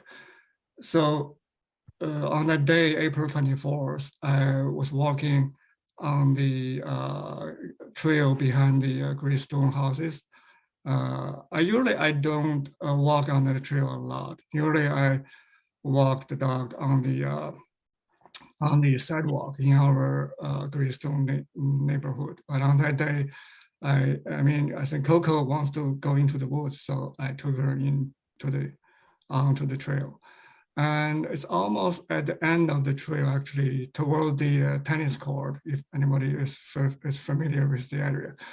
And I saw Mrs. Rajiv with her dog, small white dog is coming toward me. So the experience with this small kind of white dog with my dog before, our neighbor, one of our neighbors has one dog, and he always barks, even when he is like 300 feet away from us. So when Coco now is about 2 years and 3 months old. So when she was still a puppy, and when we encountered that dog, when that dog start to bark, and Coco will react and bark too. And so at the beginning, my dog barked so excessively, and so later on, I had to try to train her not to bark like that. And over the last year, I successfully, I think, trained her to not bark back that loud and continuously. I know bark is normal for dog, but you know, if you bark so bad, and you know, that's not a good thing. So when I saw Mrs. Rajiv coming toward me with that, you know, similar dog, I don't know the breed, but similar. So I just want to be cautious. Don't want to be like face to face with that dog, with my dog, and because I'm afraid my dog can bark. And so I immediately pull her with the leash. So this is the first part. This is not true that what Mrs. Rajiv has said. She said, I did not have the leash on my dog. I had the collar on my dog. Yes, I had a collar, and also I had the leash on the collar too, because I was holding the leash with two hands actually. One hand, the left hand, I was holding really close to the collar, but on the leash. And another hand, the right hand, I was holding a dog waist bag, and I was holding the end of the leash with the loop, you know. So I was holding her with two hands. This is a normal thing for me, because when I saw another dog, when I see another dog, whenever I walk, you know, I will do this because I don't want her to jump away or bark. So I have a better control on my dog. So if there's no dog away, I usually hold with one hand, just one hand. But on that moment, I was holding the two hands because I saw the other dog is coming. And I don't want to have a direct face-to-face encounter with the dog. So I immediately pull her into the woods because the trail is narrow. So I put her into the wood by the side, and the Mrs. Rajiv's dog started to bark when he saw my dog. And I was so afraid that my dog gonna bark too, but to my surprise and to my police, actually, because I have been training her not to bark. Actually, my dog didn't bark a single time at that time. I was so pleased that, okay, I thought, oh, Coco is doing good. So my training has worked. And so at this time, Mrs. Rajiv and her dog are passing me, and about like maybe 20 feet away already. So I was ready. I thought, okay, now the alarm is off because Coco didn't bark and the other dog already passed. So I was ready to move and continue my walk. At that very moment, when I trying to move my feet and to keep walking, at that very second, Coco just launched, and the force is so fast, I mean so big, and the speed is so quick. She just got away from my holding, probably because one reason could be that my right hand is holding the waist bag, and maybe it didn't have enough grip on it, and she just got away, and I immediately running after her, but because she runs so fast, and I was trying, I ran as fast as I can, and so the leash now is already on the ground, and the leash color is a brown color, so it's similar to the ground color. So maybe that's why Mrs. Rajiv didn't see the leash, but I didn't grab the leash because it's already on the ground, and the closest thing that I can grab is the collar. So I immediately grab the collar and try to, separate her from Mrs. Rajiv's dog. And I did so and separated them. So that's what happened.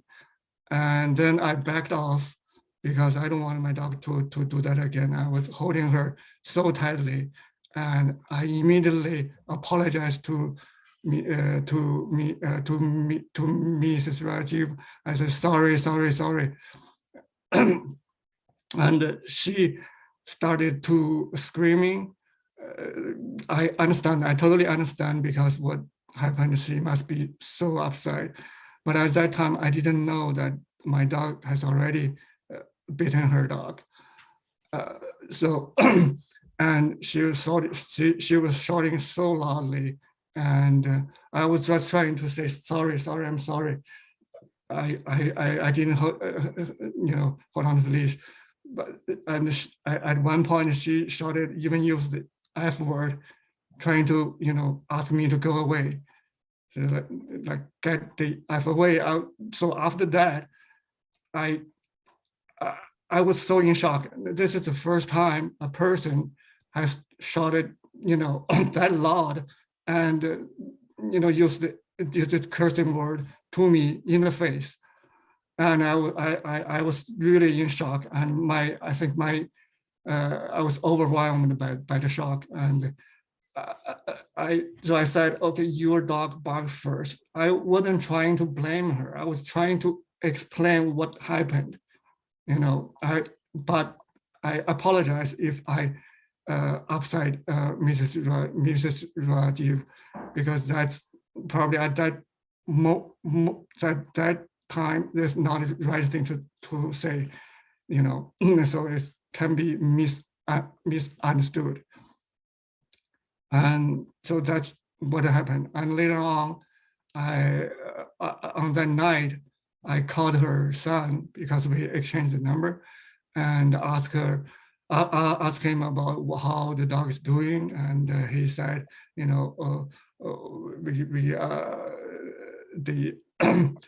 found like 2 bites on the side. So I said, so sorry about that. And I asked if I can help. And her son said, okay, so that's for today. I will call you tomorrow if we need help.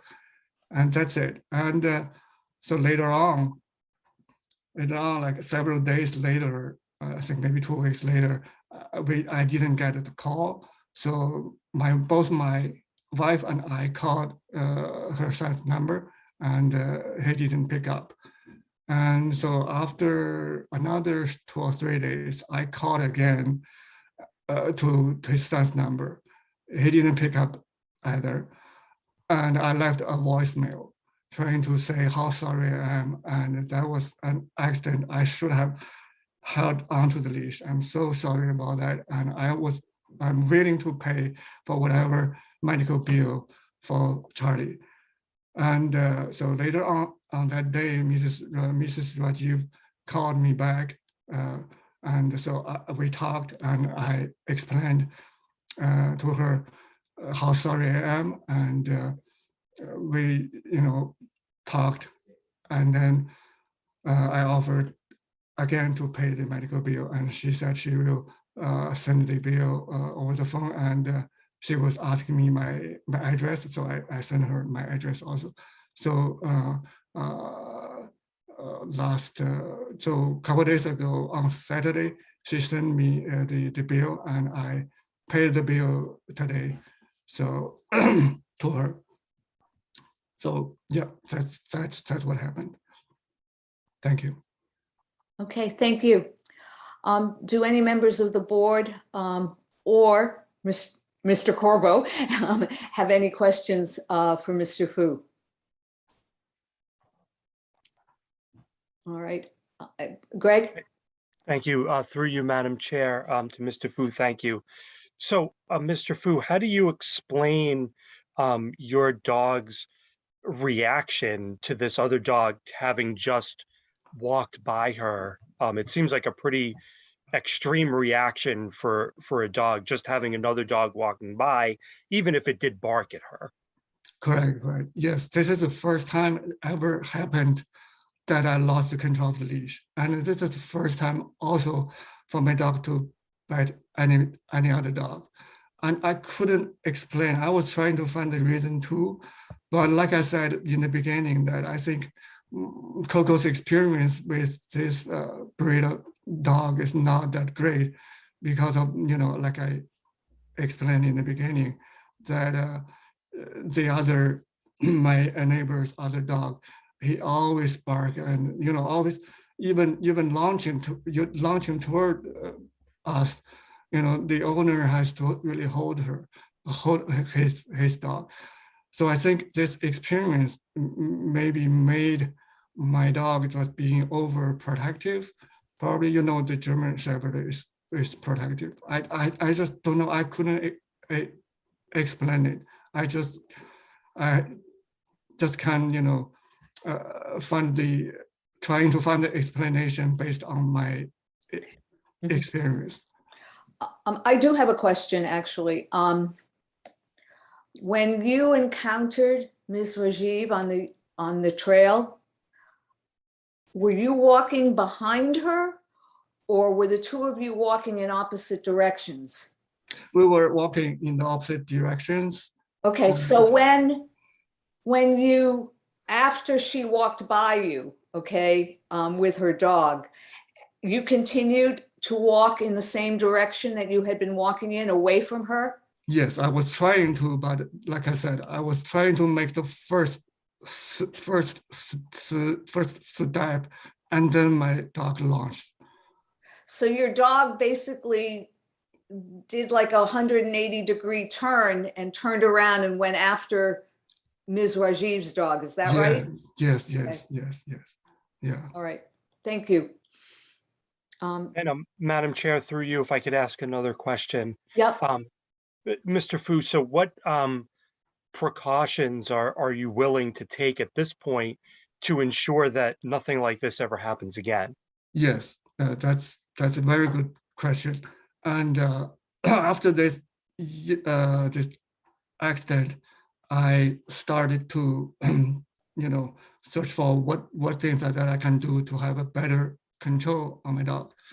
And first thing, I bought a electronic collar, which I put it on her.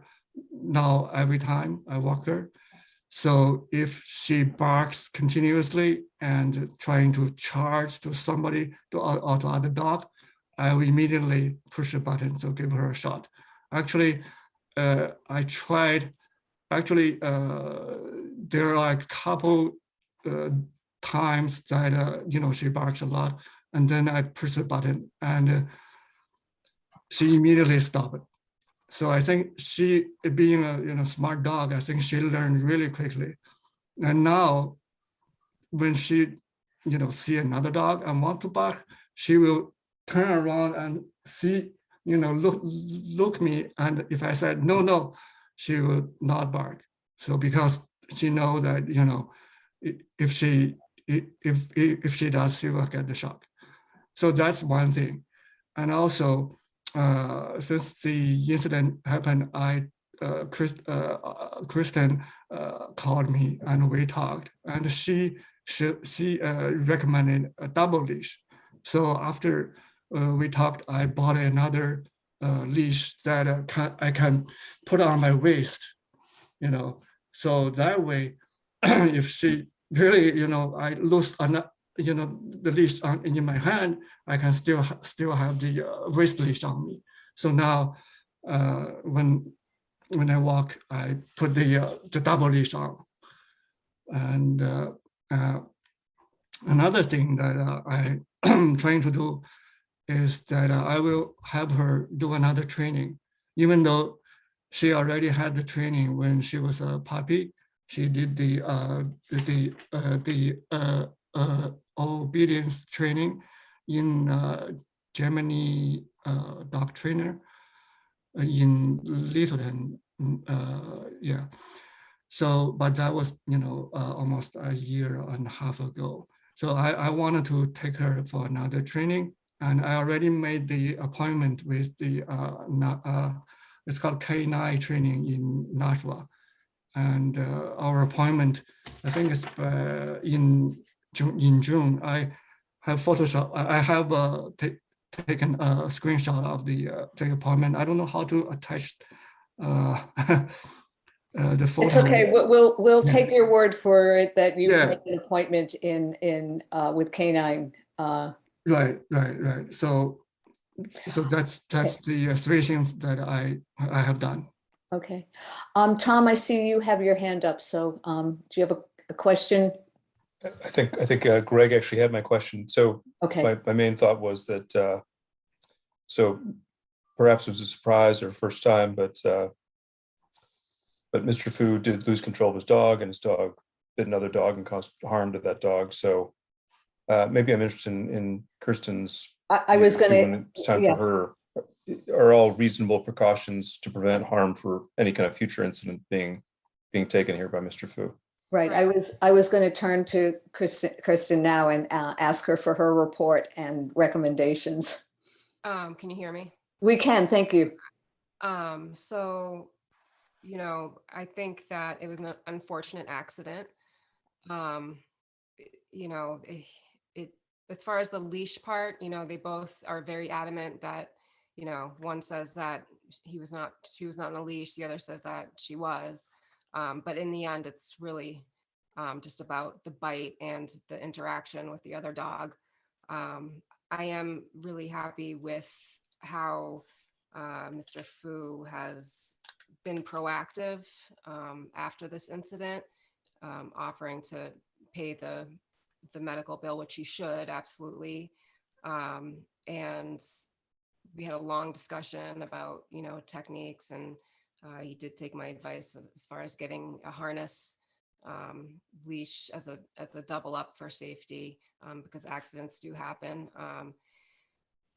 You know, I'm also going to say that, you know, there's nothing illegal about having a dog that's unfriendly or aggressive. I mean, and people who do have dogs like that take precautions such as him, you know, whether, you know, they don't like other dogs, which I'm not saying his doesn't like other dogs, but, you know, stepping aside, or we've had some people who just walk in completely different parts of the woods where there aren't people, or they turn and walk away. So, you know, I just think his dog is a reactive one, and one that, you know, is protective of his owner, which most dogs are. And perhaps, you know, the barking for his dog was perceived as a threat. So you know, I'm happy with everything that he's done. I think, you know, based on one bite, my opinion is that the dog would not be considered a dangerous dog. Because if we deemed all dogs dangerous based on one bite, we'd have a lot of dangerous dogs in town. So. Okay. Any questions for Kirsten? Okay, I don't see any. Oh, I'm sorry, Scott. I was slow to get the hand up. So I guess I'm curious.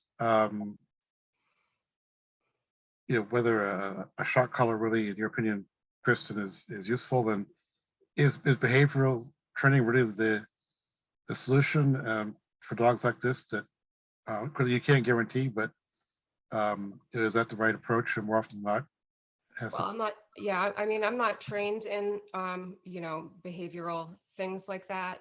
I think he's you know, attempting to make every effort to do what he needs to do, and maybe it's not the one that's going to be the best in the end, but when he goes to training, I think that they'll, you know, help direct him to what is the right direction. Personally, I'm not a fan of the shock collars. You know, I think it's very extreme, but you know, he really wants to make sure this doesn't happen again, and if he feels like that's going to help him in, you know, before he goes to training, then I think that that's fine. I mean, nobody likes to shock their dog, so to be willing to do that, in my opinion, is says a lot. Okay. Anita? Kirsten, did you visit the dog? Did you notice any excessive aggression? No, I didn't. Wait, no, you didn't visit, or no, you didn't? No, I did. Sorry, I did visit the dog because I had to quarantine the dog. So when I lifted the quarantine, I met the dog outside. There was no barking. Certainly was curious. I've had shepherds myself in the past, and you know, they're just very smart, and you know, She didn't seem aggressive at all. He wasn't.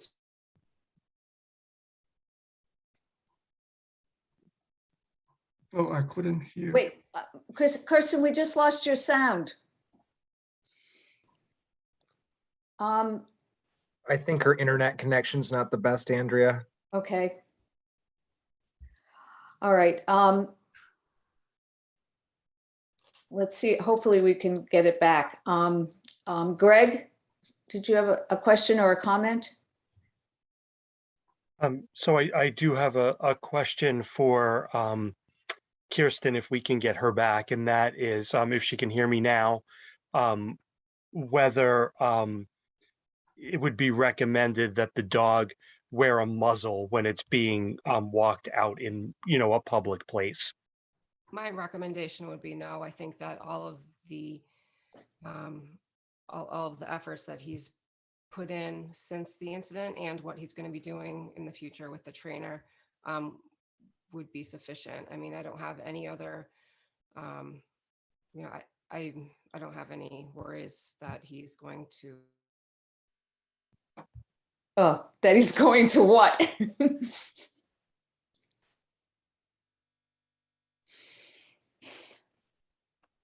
I think she's frozen again. I'm gonna call her, Andrea, and put it on speaker. Okay, that would be great, Eric. So meanwhile, while you do that, well, hang on, he looks like he's doing that right now. So I know you have your hand up, Ms. Rajiv. I see it, and I will get back to you. I'm just waiting to see if Eric can get her on speaker now so we can. I'm You here. hear her? Yep. Okay. So what was the question? Was I answering? You started to say you had no worries that the dog would, and then we lost you. Okay. Right. I have no worries that the dog will have any future incidents just based on his efforts currently since the bite, and also based on what he is planning on accomplishing with the trainer and all the tips that the trainer will give him. So okay, I would not recommend a basket muzzle. No. Okay, thank you. John. I have a question for Kirsten. What's your objection to the muzzle? Yep. Did you hear the question, Kirsten? No, I did not. Okay, the question here. The question is, what's your objection to the muzzle? I think based on one bite, I think it's excessive. I just think it's very limiting and excessive. I mean, the dog wasn't gnarling and, growling and, anything like that. It was, I just think it's excessive for that particular incident. Okay, thank you. Oh, John, do you have a follow-up? I have a question for me. How long is your leash? Oh, are you asking me? It's 6 feet. Oh, can you hear me? Yep, you said it was 6 feet. Okay. Ms. Rajiv, I know you had your hand up and you wanted to respond. So yeah? I thought somebody called my name. So let me give you the opportunity to respond. And then we have 3 people from the audience who have their hands up. So I'm assuming that they want to speak. So after we hear from Ms. Rajiv, we'll allow those 3 folks to speak. Greg, I know we'll have to swear them in before they can speak. So Ms. Rajiv? Yeah, thank you for giving me this opportunity. I'm a little surprised to hear from Kirsten that she feels that confident about the dog. The dog that attacked was not provoked, right? We had already gone past it. The force with which she was able to pull away from the owner shows that a lot of these methods might not limit her if she wants to be protective of her owner or of her surroundings, whatever that may be. My concern is that while, Mr. Kwan Fu would, be comfortable having his dog in his space, having her walk in public might not be very safe. Like, for example, Charlie, after going through this process, these are traumatic events, whether it's the attacker or the attacked. And when Charlie sees a big dog in the distance now, he's scared. He runs the other way. When he hears a dog barking in those same areas that we've gone before, he can't take another step. So the trauma still exists, right? And I'm sure, given that Coco sunk her teeth into Charlie, and she tasted the blood, it's not like it would just like disappear. And like I said, when I read the report that Eric had shared, there was one report that came in February where they said they wanted to report it because of an incident that happened in January where Coco was not friendly to their dog, and in Greystone, as they were walking, knocked the dog over and has expressed how unfriendly and constantly growling the dog has been. So after that, did Mr. Kwan take the steps to make sure that something like this would not happen? I don't know. But I don't think there is any fail-safe way to guarantee with the confidence that Kirsten said that something like this would not happen. And brushing it off as it's just one bite is actually a little insulting, because I know what we went through and I was there to witness the attack. I'm a little disappointed with that reaction. Today we were at EBC because I'm trying to integrate Charlie back into walking the trails because that's what he actually loves.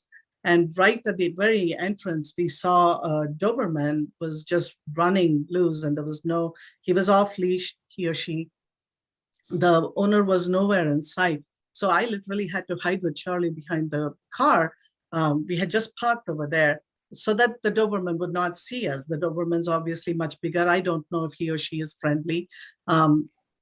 I addressed the owner. Okay, I want to stay focused on the incident, Ms. So what I'm trying to say I is, understand that we may have an issue with dogs off leash here in Westford, but right now I want to stay on the incident. What I'm saying is, while they can say that the dog is friendly and might not have an attack, I don't believe that would be true. Okay. Thank you. Thank you. Okay. There are now a group of people who want to say something. So I'm going to, let me start with Prem Viswanathan. Yeah, can you hear me? We can. Before you can say anything, you need to be sworn in. So Greg, could you swear him in, please? Yes, thank you, sir. Good evening. Would you please raise your right hand? Can you turn your video on, sir?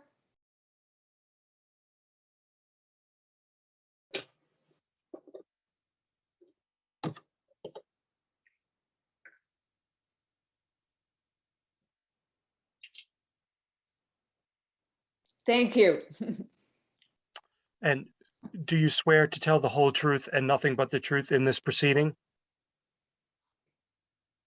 Now you have to unmute yourself. Yes, I do. Okay, you're good now. All right, please, what would you like to say to us? Yeah, Madam Chair, thanks for giving me an opportunity to speak. So I live 2 doors from Kwan, and I just want to testify about Coco's behavior.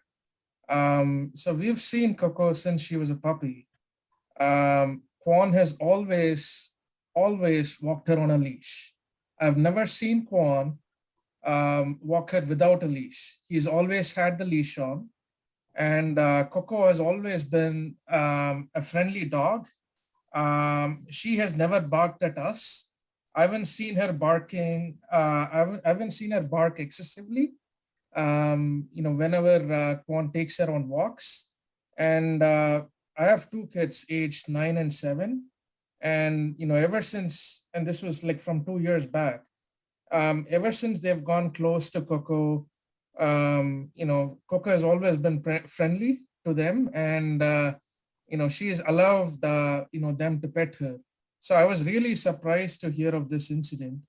And, I just want to testify and say that Coco is not an aggressive dog, and we shouldn't penalize Coco based on the behavior of other large dogs. Thank you.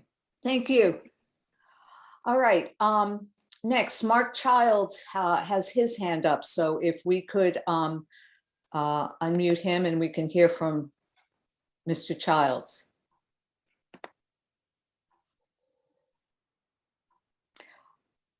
Okay. Okay, so again, can you, there you are, thank you. Greg needs to swear you in. Okay, sure. Good evening, sir. Do you swear to tell the truth, the whole truth, and nothing but the truth in this proceeding? Yes, I do. Thank you. Okay. Yeah, thanks for letting me join for briefly. I live at 39 Russell's Way, so in the Greystone neighborhood, and right behind my house is the path. I've probably walked it thousands of times with my dog or my dogs over the years. And I have crossed paths a few times with Coco, not often, but a few times, and never had any trouble at all with Coco. She's been very pleasant, very friendly, no barking, no growling, no indication of aggression. Now my dog's not a small dog like Charlie apparently is. She's a golden retriever and bigger, and so perhaps Coco responds differently to different sized dogs. But I just wanted to let you know I've never had any trouble, and that Coco has always been on a leash when I've seen her on the trails. I've also seen her a few times walking around the neighborhood on the sidewalks. And again, she's always been on a leash. I've just never seen any aggression, no pulling, no barking. I don't deny, of course, that this incident happened. So obviously there's something there, but I just wouldn't classify her as a dog that's always aggressive by any means. In fact, quite the opposite in my experience, always friendly. So I just wanted to let you know my impressions of Coco and the fact that she has been on a leash every time I've seen her. Okay, thank you, appreciate it. You're welcome. All right, Pankaj Bhatia, or Bhatia, if we could, you need to, could you turn your video on? Thank you. Okay, and raise your right hand and you can get sworn in. Okay, go ahead. Good evening, sir. Do you swear to tell the truth, the whole truth, and nothing but the truth in this proceeding? Yes, and this is Rohit, not Pankaj. It's my dad. Okay, I can only go by the names that I see, so. Hi, yeah, basically just wanted to say that my dog Truffles over here has met with Coco before, and we've never had any issues. And we've also only seen Coco on the leash. Okay, thank you. Thanks. Okay, Rajesh Puranik.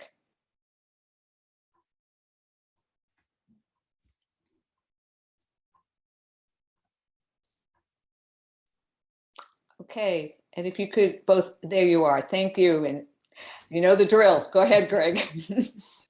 Good evening, sir. Do you swear to tell the truth, the whole truth, and nothing but the truth in this proceeding? Yes, I do. Thank you. Okay, so I am another neighbor in the same development as Coco, and my background is that I had a dog for 12 years who was a lab collie, 60 pounds, not at all dog friendly, would absolutely lunge at most dogs that he would pass. And so I got in the habit of crossing the street every time another dog would come by. So I know unfriendly dogs, absolutely. That dog passed away last June. And after 7 months, we just adopted another dog, a 25-pound dog, much smaller. and who is dog friendly. And I've seen Coco and Mr. Kwan walking at least 24 times in the neighborhood, always had him on a leash.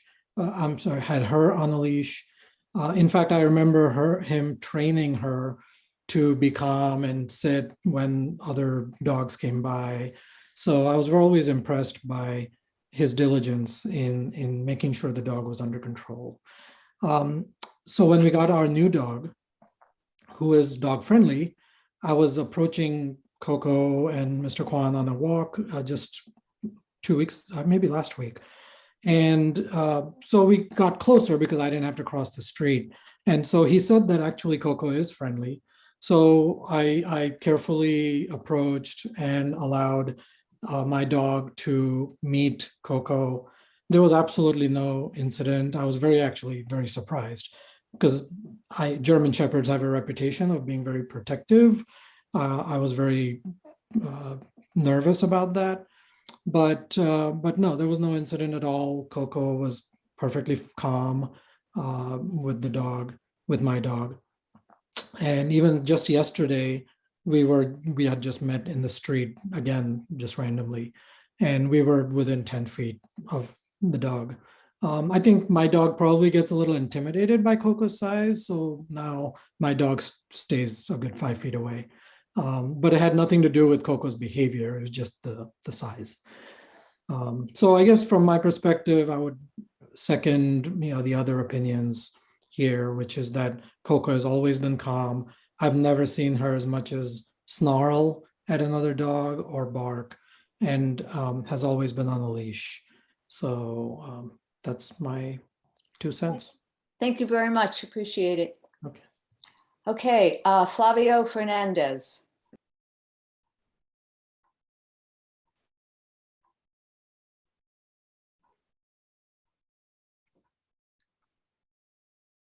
Hello, 1 second. I'm unmuting and turning on the cameras. And we can see and hear you, so.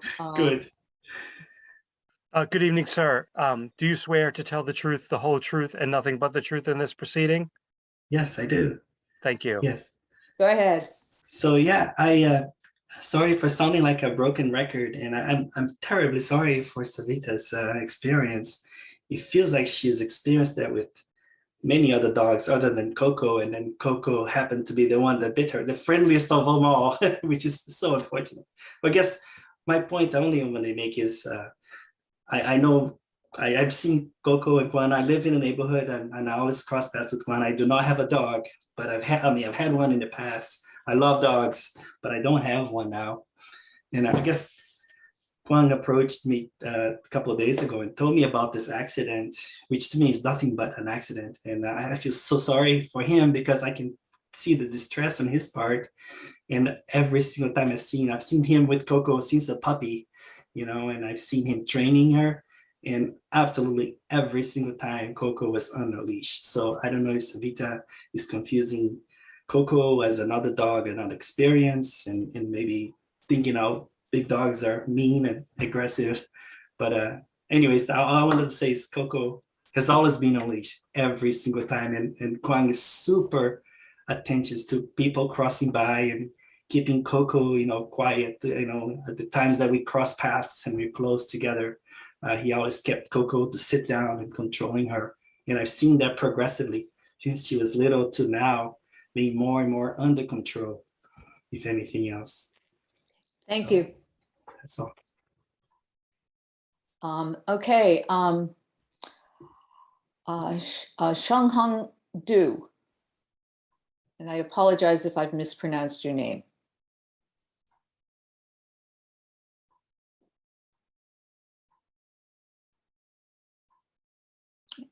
If you could unmute and yourself and also activate your video.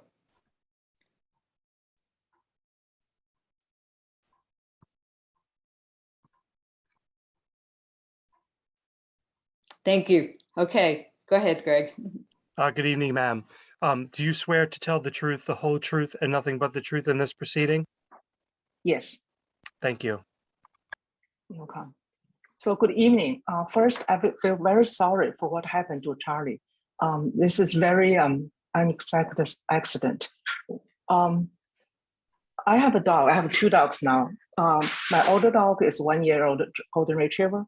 I became familiar with Coco in last year. The 2 owners always on leash. Sometimes from other dog owners, we talk about this. We feel they are very, very cautious.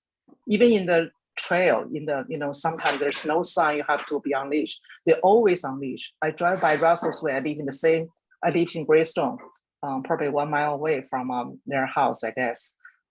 I drive by the Russell's Way all the time, every day. I saw them couple in the morning or in the evening. They always put on leash on Coco. And then I had several times walk with Coco several times. First, I was nervous, never bark to my dog. We walk 1 mile to middle school. I think once or twice, and my husband met the wife several times in the trail. I think Fletcher Pond several times. The wife always put on the leash, and Coco is very friendly. So I was so surprised to hear this accident. And I just read I did some research. I think I don't know how many people know how many pounds the force a dog can pull away from Okay, leash. We're just focused on your observations in this incident, okay? Okay, yeah, my point is just they are always very cautious. I think I can't imagine the second owner. Yeah, very friendly. This really tragic accident. Thank you. Thank you.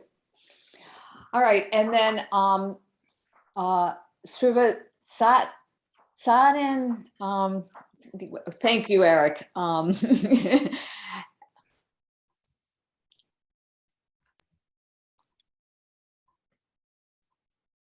Hi.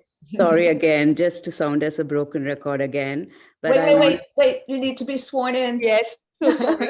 So sorry. That's okay, no worries. Good evening, ma'am. Do you swear to tell the truth, the whole truth, and nothing but the truth in this proceeding? Yes, absolutely. Okay, now you can go ahead. Sorry, we are just opposite neighbors to Mr. Fu. And first of all, I want to say, Savita, really, really sorry. I know it's like anybody's child. Our dogs, our kids are all like something that really means, in anything like this happens, it is of huge distress. And I don't think anything can say what we say can keep up to what happened to the dog and how you're all feeling. But I just want to vouch for Mr. Fu's character. He really means it. And he's come around to each of our houses and talked about the incident and related the whole thing, and honestly has felt really, he just didn't know what else he can do other than help you as much as possible to compensate for whatever happened and for the medical bills. But he earnestly matters, and to put a dog through a shock and to train, I think he is really making amends. So I hope there is some kind of a truce that comes out of this. But I'm vouching for his character, that he really means it. And we've never seen him without a leash, and we've seen him running around. We are runners. Sorry, I'm emotional about it, but I really mean that he is truly making amends to what has happened. Thank you, ma'am. All right, and then there's just one last comment in the chat session that we can just enter into the record. And it says, hello, my name is Jagrudi.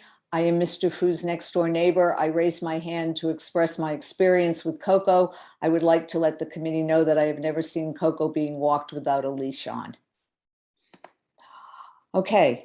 At this point, I think, Greg, what we do is we close the testimony. Is that right? And then the board deliberates?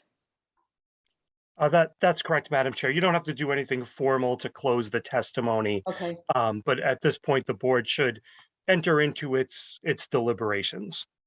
All right. Ms. Rajiv raised her hand, and I will let you speak very briefly, and for something that you have not already told us. And then the board will begin its deliberations. So Ms. Rajiv? Oh, I think there you are. So I just wanted to make one observation. I mean, I totally agree with all of you. I have not encountered Coco before that day. Mr. Kwan reached out to us, and I I finally reached out to him, had the conversation. The point I wanted to make was just this particular observation that so many of you vouched for how friendly Coco is. And just keep in mind that even the friendliest dogs that all of you are vouching for can have a reaction, right? That is unprecedented, that will have an accident. So, dogs are unpredictable, right? So on the trails, when we meet dogs and they say they're very friendly, like you guys are saying about Coco, things like this do happen. So please keep that in mind. Thank you. Thank you. Can I say something? Really, really briefly, because we need to deliberate and move on. So only something that you haven't told us.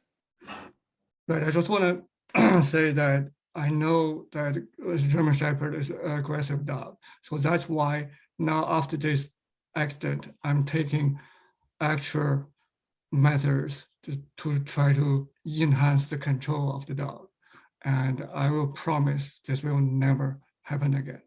With the shock collar, somebody asked a question. I mean, I'm not putting the high voltage, so it's low voltage. I'm just gonna give her enough shock so she won't be, she will know that's not the right thing to do.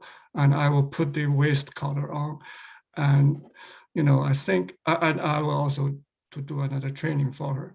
So Okay, I don't think we understand that, and we've I got don't that. think told us I that. don't think the muzzle is the only thing that can control her and prevent her from happening again, because that will make her so uncomfortable, and that's really an excessive punishment.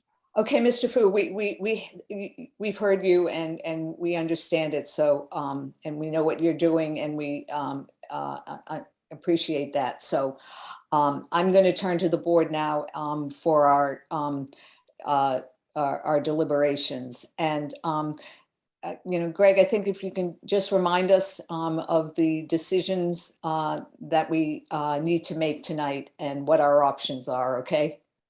Yes, thank you, through you, Madam Chair. So there's a two-stage process for the board to follow. So the first stage is to decide whether the dog is a nuisance dog or dangerous dog, as those terms are defined in the statute. If you find that the dog is not a nuisance or dangerous dog, then there is nothing further to do. If, however, you find that the dog is either nuisance or dangerous, then the second step would be to issue an order concerning the restraint of the dog. Before we get to that, Eric, let me just tell you what the criteria are for the two levels of either nuisance or dangerous. So a dangerous dog is one that either without justification attacks a person or domestic animal, causing physical injury or death, or two, behaves in a manner that a reasonable person would believe poses an unjustified imminent threat of physical injury or death to a person or domestic animal. So that's a dangerous dog. A nuisance dog, on the other hand, is one that has threatened or attacked livestock, a domestic animal, or a person, but such threat or attack was not grossly disproportionate under the circumstances. So it's not entirely clear, what, in the words of the statute, what the difference is between a dangerous dog and a nuisance dog. I would submit to you that it is likely a matter of degree, and that, an unjustified attack by a dangerous dog is one that is, really lacking in any explanation or justification and results in a serious injury, versus a nuisance dog, which, might have acted in a way that presented as dangerous or had a dangerous result, but, really wasn't extreme under the circumstances that were presented. So, based on the evidence you've heard here, it appears that this incident was out of character for this particular dog.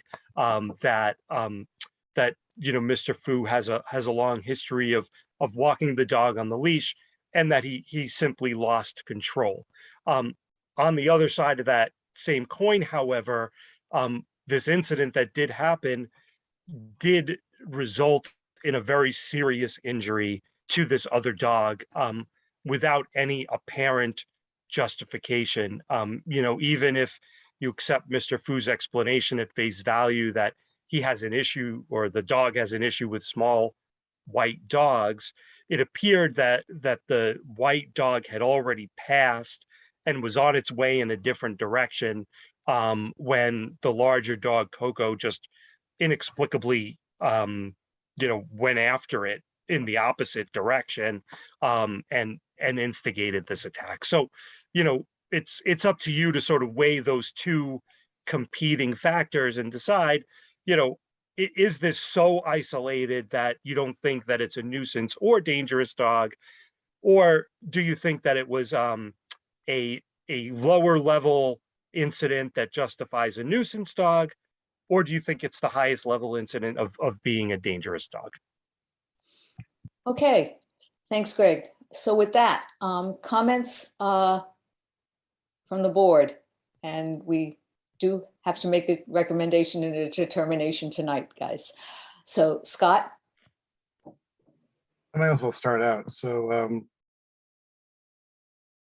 I hate to call this an accident, because an accident means, your brakes failed and you hit on the car. This was the dog made a deliberate decision to attack the dog. So it's not an accident, it's an incident.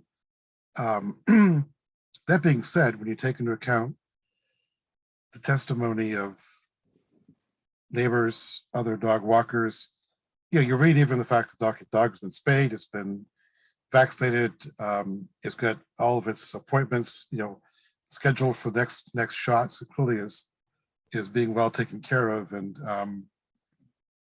we take into account the actions of the owner to do. I think not being an expert, but listening to Kirsten, who is more so than me, there's a behavioral issue here that could be addressed. It is being addressed. So is it a nuisance dog? I mean, technically, probably yes. But is the owner doing anything that I would suggest we recommend? The answer is also yes. So I'm not inclined to, be forceful in any action.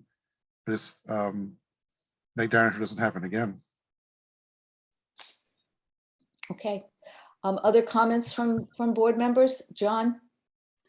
Well, I'm a little bit troubled about, first of all, the leash. Irrespective of whether he had the leash in his hand or not, the dog got away. I'm troubled by the fact that they'd already passed and something triggered that dog. It triggered Coco to attack the dog from behind, and they're left alone. I mean, I don't know what would happen to that dog. So I'm thinking that Coco should be labeled a nuisance dog.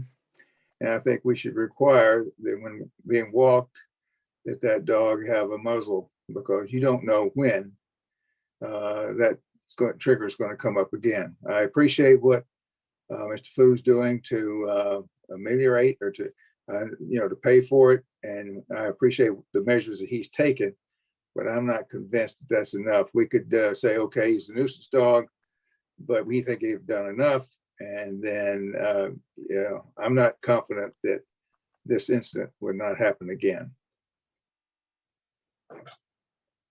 Tom? Well, first, I just want to say to Mr. Rajiv, there's been a lot of testimony, and I mean, obviously this happened, and very sorry this happened to Charlie, and obviously your dog was harmed, and so just want to acknowledge the reality of that. I'm a little bit so Krista and the other animal control folks have given us great guidance in the past, and I would tend to weigh heavily their recommendation. So even though this was a really unfortunate and serious issue, I think I would fall more where Scott is, and it sounds like a lot of sort of careful thought has got into taking the reasonable steps here, and I think that what's been laid out here is probably adequate, and I would tend to weigh Kirsten's input on this, that a muzzle in this particular case is probably not necessary. In many cases in the past, we have recommended that, but usually it's after a consistent history. And so in this case, I think, I feel like the steps that have been prescribed and based on Kirsten's response, that we have an adequate response to this incident. Anita? And then- Yeah, I guess, you know, again, I'm also very sorry. Obviously, Ms. Ritchie, when you were talking, you could feel the emotion that was behind your story. And thank you for, you know, sharing it with us. And Mr. Fu, I know that you also had a lot of emotion as you were sharing your story too, or your side of the story. And I think I'm also aligned with Tom and Scott here, where I'm not sure if the muzzle is the right option here. I do appreciate, Mr. Fu, that you were proactive with the training, the collar, and reaching out for paying the bills, and that's been taken care of. But I wonder, we've talked before about like gentle leaders, and maybe that's not the right thing here. But it's like, I don't know, something that's guided, I guess, with their head. I'm not sure if muzzle does feel a little bit extreme for me, but I don't know if we need to label it nuisance if we've already, or if Mr. Fu has already taken the steps to remediate it or not. I think I'm a little fuzzy there. Like, if can we label it nuisance without doing anything, or does there need to be action with a nuisance label? Greg, I'm going to let you take that. Thank you, through you, Madam Chair. So there's no requirement that you label the dog at all. And, you know, certainly this incident, you know, doesn't get erased from memory if you don't take an action here tonight. And, you know, if, you know, something does happen in the future, obviously we hope that is not the case. But if there is another incident in the future, you know, the fact that this incident occurred would be taken into consideration as you know, in addition to subsequent incidents, you know, so it's not like this never happened if you don't issue an order. If, however, you do find that the dog is a nuisance dog, you know, I think that it would be up to the board, or within the board's discretion, to say, we find that this is a nuisance dog, and we further find that the steps taken by Mr. Fu are adequate to ameliorate the nuisance. You could also, in that regard, make the things that he's offered to do as an order of the board, so that, you know, for example, you could require that the training program be completed within a certain period of time. And then if that's not done, that constitutes a violation of the board's order, which might then justify a more serious form of restraint. So, you know, likewise, requiring that the dog be double leashed when it's walked out of doors or in public places, if that's an order of the board and there's another incident because that wasn't done, well, then that's a violation, and that puts it into a more serious category. So, I mean, that I was going to ask you, Greg, if we don't label the dog right now, and I think you've answered my question, but while I appreciate, Mr. Fu, everything you say you're doing, and I trust you that you are doing that, I would feel more comfortable if the board issues some sort of order that basically memorializes what you are doing, and makes it an order of the board that you carry that out. I also have a question about the training that you're taking the dog to. I have two questions. First of all, how long is that training? I mean, how many sessions? You're muted, sir. Okay, no, I think it's fine. Can you hear me now? Yes. Oh, okay. So I haven't enrolled her yet. I just made an appointment for the first evaluation appointment because they're so busy, and the appointment gonna be at the end of next month, actually June 28th. That's the first day they can find. So I don't know how long the session gonna be, but no matter how long, I will take it. Okay, I guess maybe so it's basically a one-time training session with this individual as opposed. Not one time. No, not one time. The first appointment is for the evaluation. So we're Okay. gonna have a one-on-one sit down with the trainer and answer the question. Unless they will have a look on the dog, because when I request the training, I told them that we had this incident that my dog attacked another dog. So I wanted specific training to treat for that.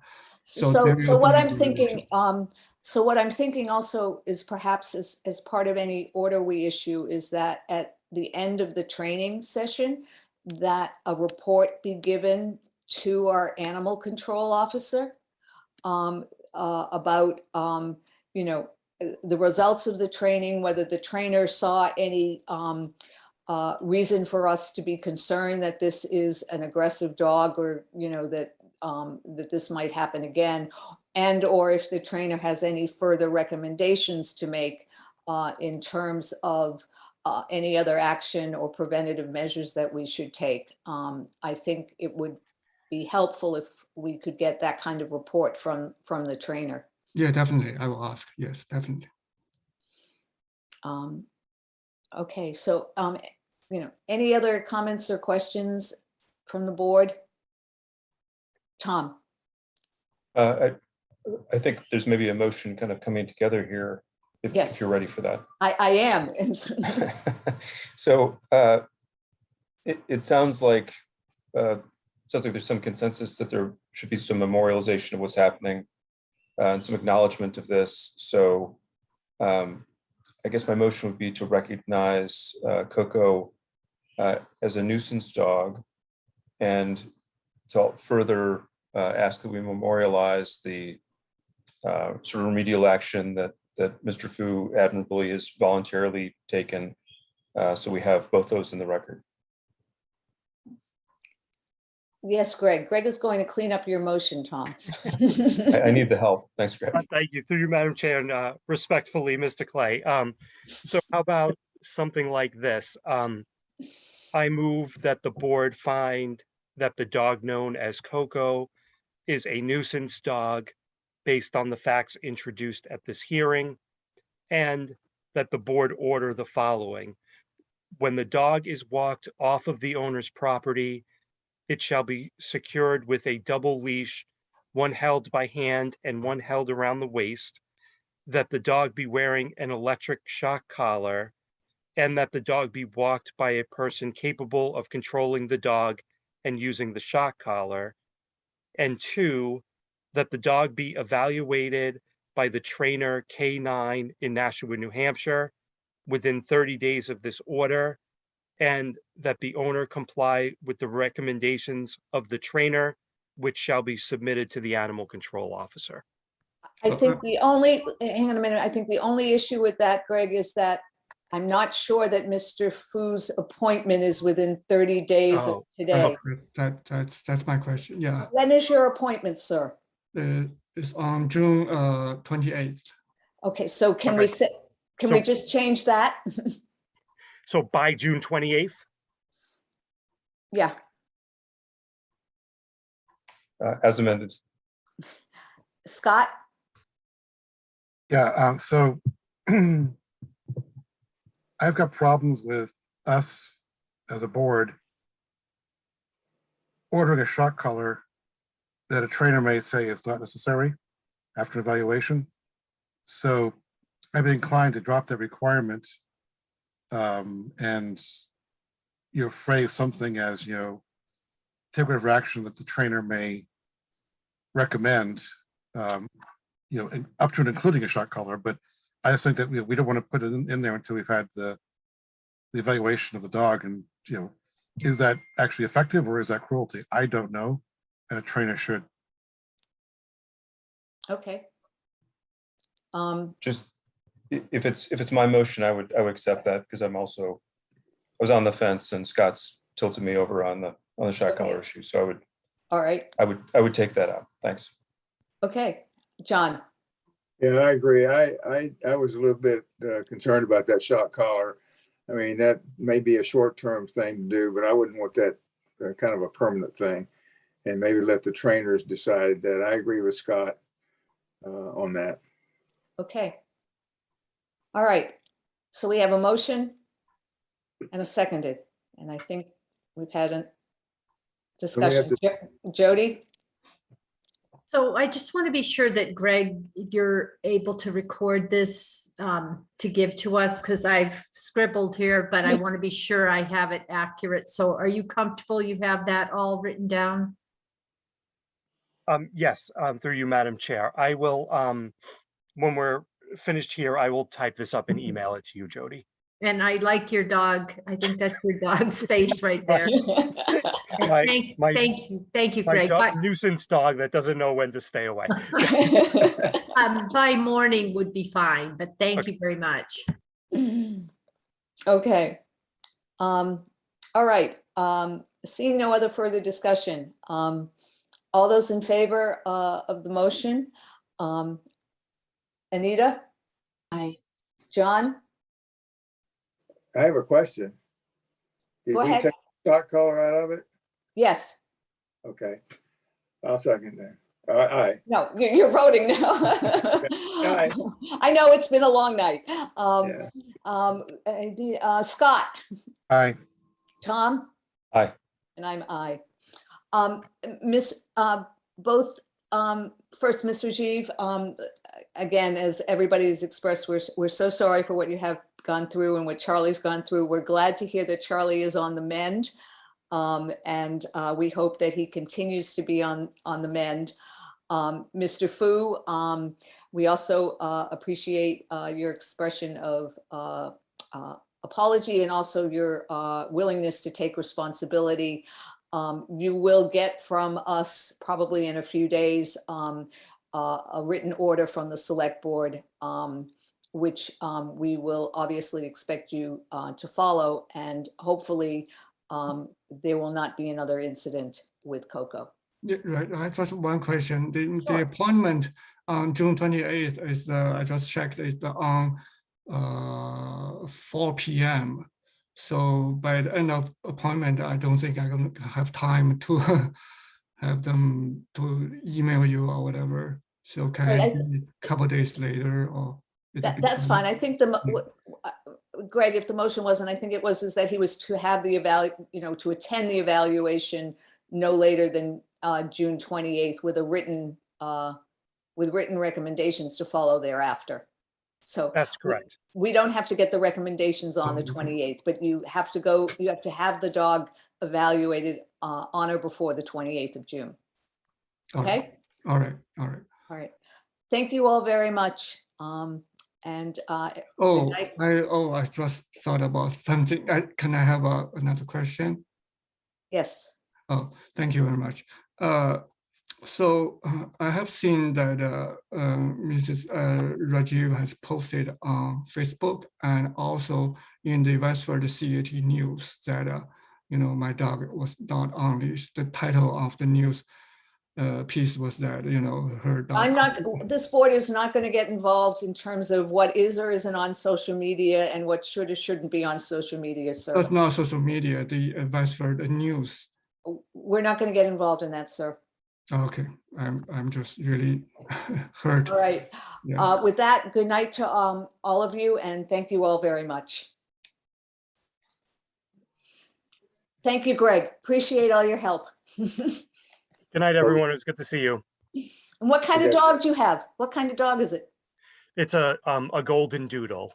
It looked like golden something, so. We need to close the public hearing. Yep, we do. Is there a motion to close the public hearing? So moved. Okay, and somebody made, whoever was second. All those in favor, Anita? Aye. John? Aye. Tom? Aye. Scott? Aye. Aye. All right, we are at our 9 p.m. item, which is a request, which is our consent agenda, and it's a request to approve the following. A street road closure for a Cub Mobile event. The applicant is Michael Verville on behalf of Cub Scout Pack 95 It's Sunday, June 12th, 2022, from 12 p.m. to 3:30 p.m. And the location is the road is closed from 3 Fisher Way to Abbott School parking lot. We have an applicant, Aaron App Sellers LLC, for a farmer's winery license. Tuesdays, June 21st, 2022 through August 30th, 2022, from 2:30 p.m. to 6:30 p.m. at the Rodenbush Community Center. And then the use of the town common for a dance challenge. The applicant is Naseem Chadiwala for Rehab Health. The date is Saturday, June 11th, 2022, from 10 a.m. to 12 p.m. And then a book swap and book fair. The applicant is the Chinese Family Network. The date is Saturday, July 23rd, 2022, with a rain date Sunday, July 24th, 2022. Time is from 3 to 7 p.m. Is there a motion to approve the consent agenda? Motion to approve, subject to public safety recommendations. Thanks. Is there a second? Second. Okay, all those in favor, Anita? Aye. John? Aye. Scott? Aye. Tom? Aye. Okay, old and new business. I think, Jody, are we going to talk about holding a strategic planning retreat? Is that you in September at Kimball Farm to determine a date and consider funding options? Yes, thank you. So I did check with Kimball Farm and they are available, or they have availability for Thursdays. I didn't think about the 1st of September because that seemed too close to Labor Day, but they could host us the 8th or the 22nd or 29th in September. Typically, we've done that from 5 to 8. The cost is higher than it's been. It was the best price they could give us would be $24.95.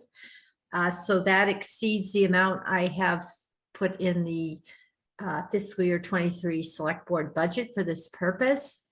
So I would suggest if you still want to move forward, you might want to consider ARPA funding for the balance of that.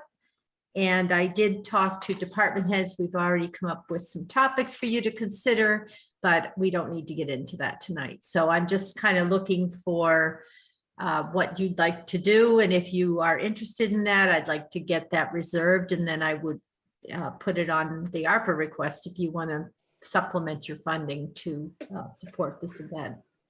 Scott? So I guess, in the past, the price has included wristbands to do other activities, and that was part of the cost. So is this price the food and venue only, or is this price, including activities beyond the retreat? I did ask whether there could be a price reduction to not include activities, but I don't believe that's possible. They want to give you the bracelet and you have the same kind of, venue and meal that everyone else gets. So I don't think that lowers the price. Okay. So I think we all decide, we talked about this and we were all in favor of doing a retreat in the fall. I think my preference would be to do it either September 8th or September 15th, to do it earlier in September rather than later. Just to clarify, maybe I misspoke, but the 15th is not available. It's Oh, I'm sorry. The 8th, the 22nd. 22nd or 29th in September. Well, I'd opt for either the 8th or the 22nd. I'd opt for the 22nd. Yeah, I mean, the 8th will be the Thursday after Labor Day, so I'd be inclined to go with 22nd. Okay.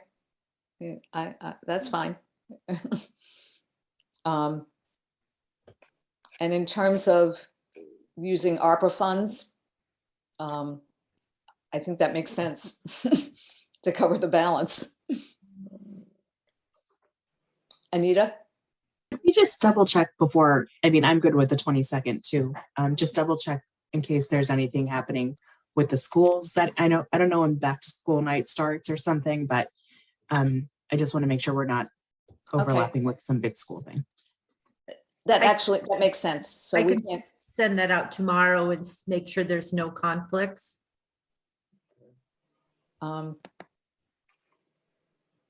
Okay. Actually, we already have a response. I knew she'd respond because Valerie is on line and watching. And thank you, Valerie. She says grades 6 through 8 have back to school night 9/22. There we go. Okay, thanks, Valerie. Okay.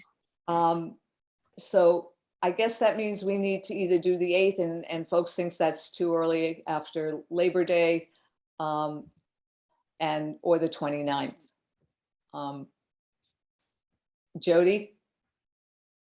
We could also not do it on a Thursday. That's just the night that we typically chose. So, you know, if you don't like the 29th, we could look at other dates too. I actually think the 29th is getting kind of late.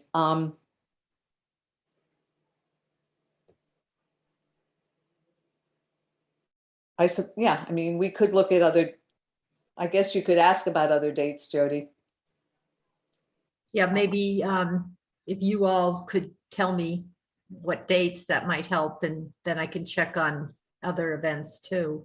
I mean, if you like Wednesdays, we could look at the 14th or 21st. Although the 14th is right out, I mean, just so folks know, we have a select board meeting on the 13th. So just for planning purposes and people, you know that. Anita, you had your hand up. Were you going to say something, or I mean, I'm okay with revisiting the 8th if we aren't able to get a Wednesday date or something, just because I feel like a lot of people are kind of getting back into the swing at the beginning of September, even if they're away for Labor Day weekend. I feel like a lot of people are back that Tuesday. And maybe this would be a nice welcome back. Strategic planning.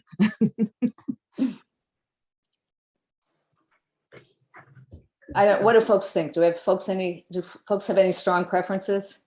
8th is fine. I don't care that strongly. Yeah, I think that'd be all right. Okay, the 8th, Jody. Okay, that sounds great. I will get that. I will check again. I'll make sure there's nothing that we know about, and I will get that booked. Okay.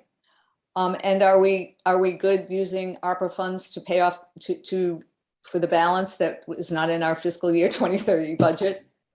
Yeah, we will put in a request. Okay. If that's what you'd like, a request from you all to fund it through ARPA, and you all are the decision makers. So that sounds like it'll work. Well, and that will be on the June 14th. I was going to say, we'll put it on our June 14th agenda because we've got ARPA in general back on the agenda for the 14th. Mm-hmm. So, okay. Next, request for a letter of support from the Planning Department for a Community One-Stop Grant application to work towards complying with General Law, Chapter 40A, Section 3A, MBTA communities. This was a letter that was in our packets, right? Yeah. Jody? The comment I had about the letter is that it's supposed to be a letter of, is this the one? Or maybe I'm getting it confused with another correspondence. I can look at it later, but is there a motion to approve?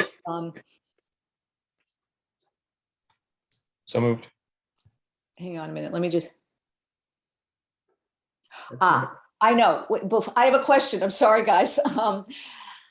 So the last sentence of the first paragraph says, you don't get to the last sentence until you say, we submit this letter of support. I guess, is it the select board that's submitting the letter of support in support of the letter that's coming from the planning department? I'm a little confused here. Because it starts out with saying we're eager to apply through the Community One Stop for Growth program. And your support will allow us to hire a consultant. And then I'm asking, and then I'm submitting this letter of support. So I'm a little confused here.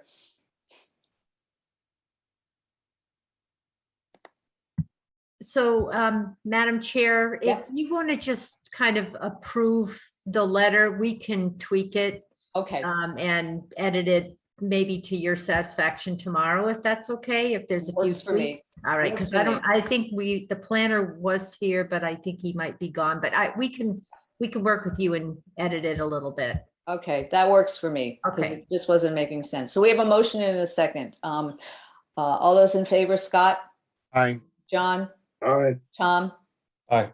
Anita? Aye. And then lastly, under old and new business is a request to sign an order of taking for the Beaverbrook Bridge project as authorized by 2020 special town meeting, Article 10, and is prepared by town council. Any questions or comments about this, or is there a motion to approve? So moved. A second? Second. All those in favor? John, Aye. Anita, Aye. Scott, Aye. Tom? Aye. Aye. Any board reports or updates? Okay, seeing none. We have minutes for approval. We have minutes for our regular session on March 22nd and April 7th, April 12th, and April 26th for release. Is there a motion to approve and release those minutes? So moved. Thank you. Second? Second. Okay, all those in favor? Tom, Aye. Scott, Aye. Anita, Aye. John? Aye. Aye. And then we have we have executive session minutes from March 22nd, April 12th, and April 26th. And is there a motion to approve those but not release? So moved. Second? Second.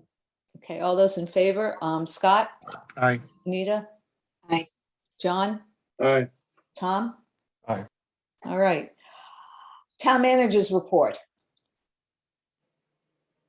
Yes, thank you. So first, I wanted to request that you appoint Assistant Town Manager Eric Heidemann as acting town manager from Thursday, June 2nd through Tuesday, June 7th. Is there a motion to? So moved. Second? Second. All those in favor? Anita? Aye. John? Aye. Tom? Aye. Scott? Aye. Aye. Then if it pleases the board, there are a lot of contracts and purchase orders and grants. And if you'd like to waive reading, they are printed on the agenda. And that would save you all from listening to me read 30 different items, but it's up to you. Is there a motion to waive reading of all the purchase orders, contracts, and grants? So moved. No. I mean, really? Wait a minute. If Anita said no, she's going to read them all. Second. All those in favor, just raise your hands. Okay, thanks. All right, and then I know we waive Actually- reading of them before we vote on them. Is there anyone in particular that anybody might have a question about? John? I have a question about number one. The Ward Tech Incorporated, it's a contract amendment. What was the original contract for? And what kind of oversight of this contract as far as change orders and things like that? So this contract, I'm going to let Steve Cronin speak to it because he's hung in there all night, I believe. It's your moment. Thank you, Jody. Yep, so this is for construction and observation oversight for the Plain Oak Hill and Moore Road project. I don't know the amount of the original contract, but this is for basically the second phase of the project for Adult 1 and Adult 2. So we've been very happy with TEC's performance throughout construction. This will basically be a full-time construction observation staff person as well as office staff throughout the remainder of this project. I like the aspects of that, but their original contract was just for the other portion of the construction. It's Correct. the same thing, construction management or inspections and whatnot, right? That is correct, yes. Okay, thanks. The entire project was around 8.7 million, Yeah. is the number in my head, but That's right. That's what I added up to. oh, good. I was right. Okay, anybody else have any questions about any of these purchase orders or contracts?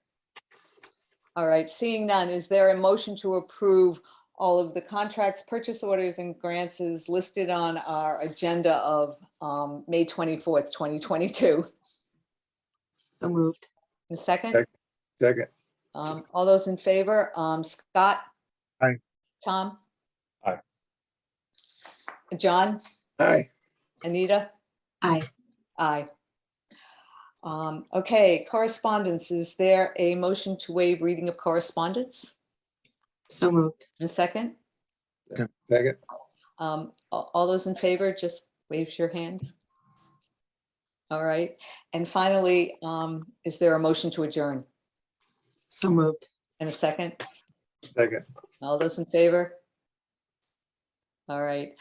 Good night, Westford. Everybody stay safe. Everybody be well, as we all process and think about what has happened in Texas tonight. And obviously all of our thoughts and hearts and prayers go out to the folks in Texas tonight. So good night, everybody in Westford.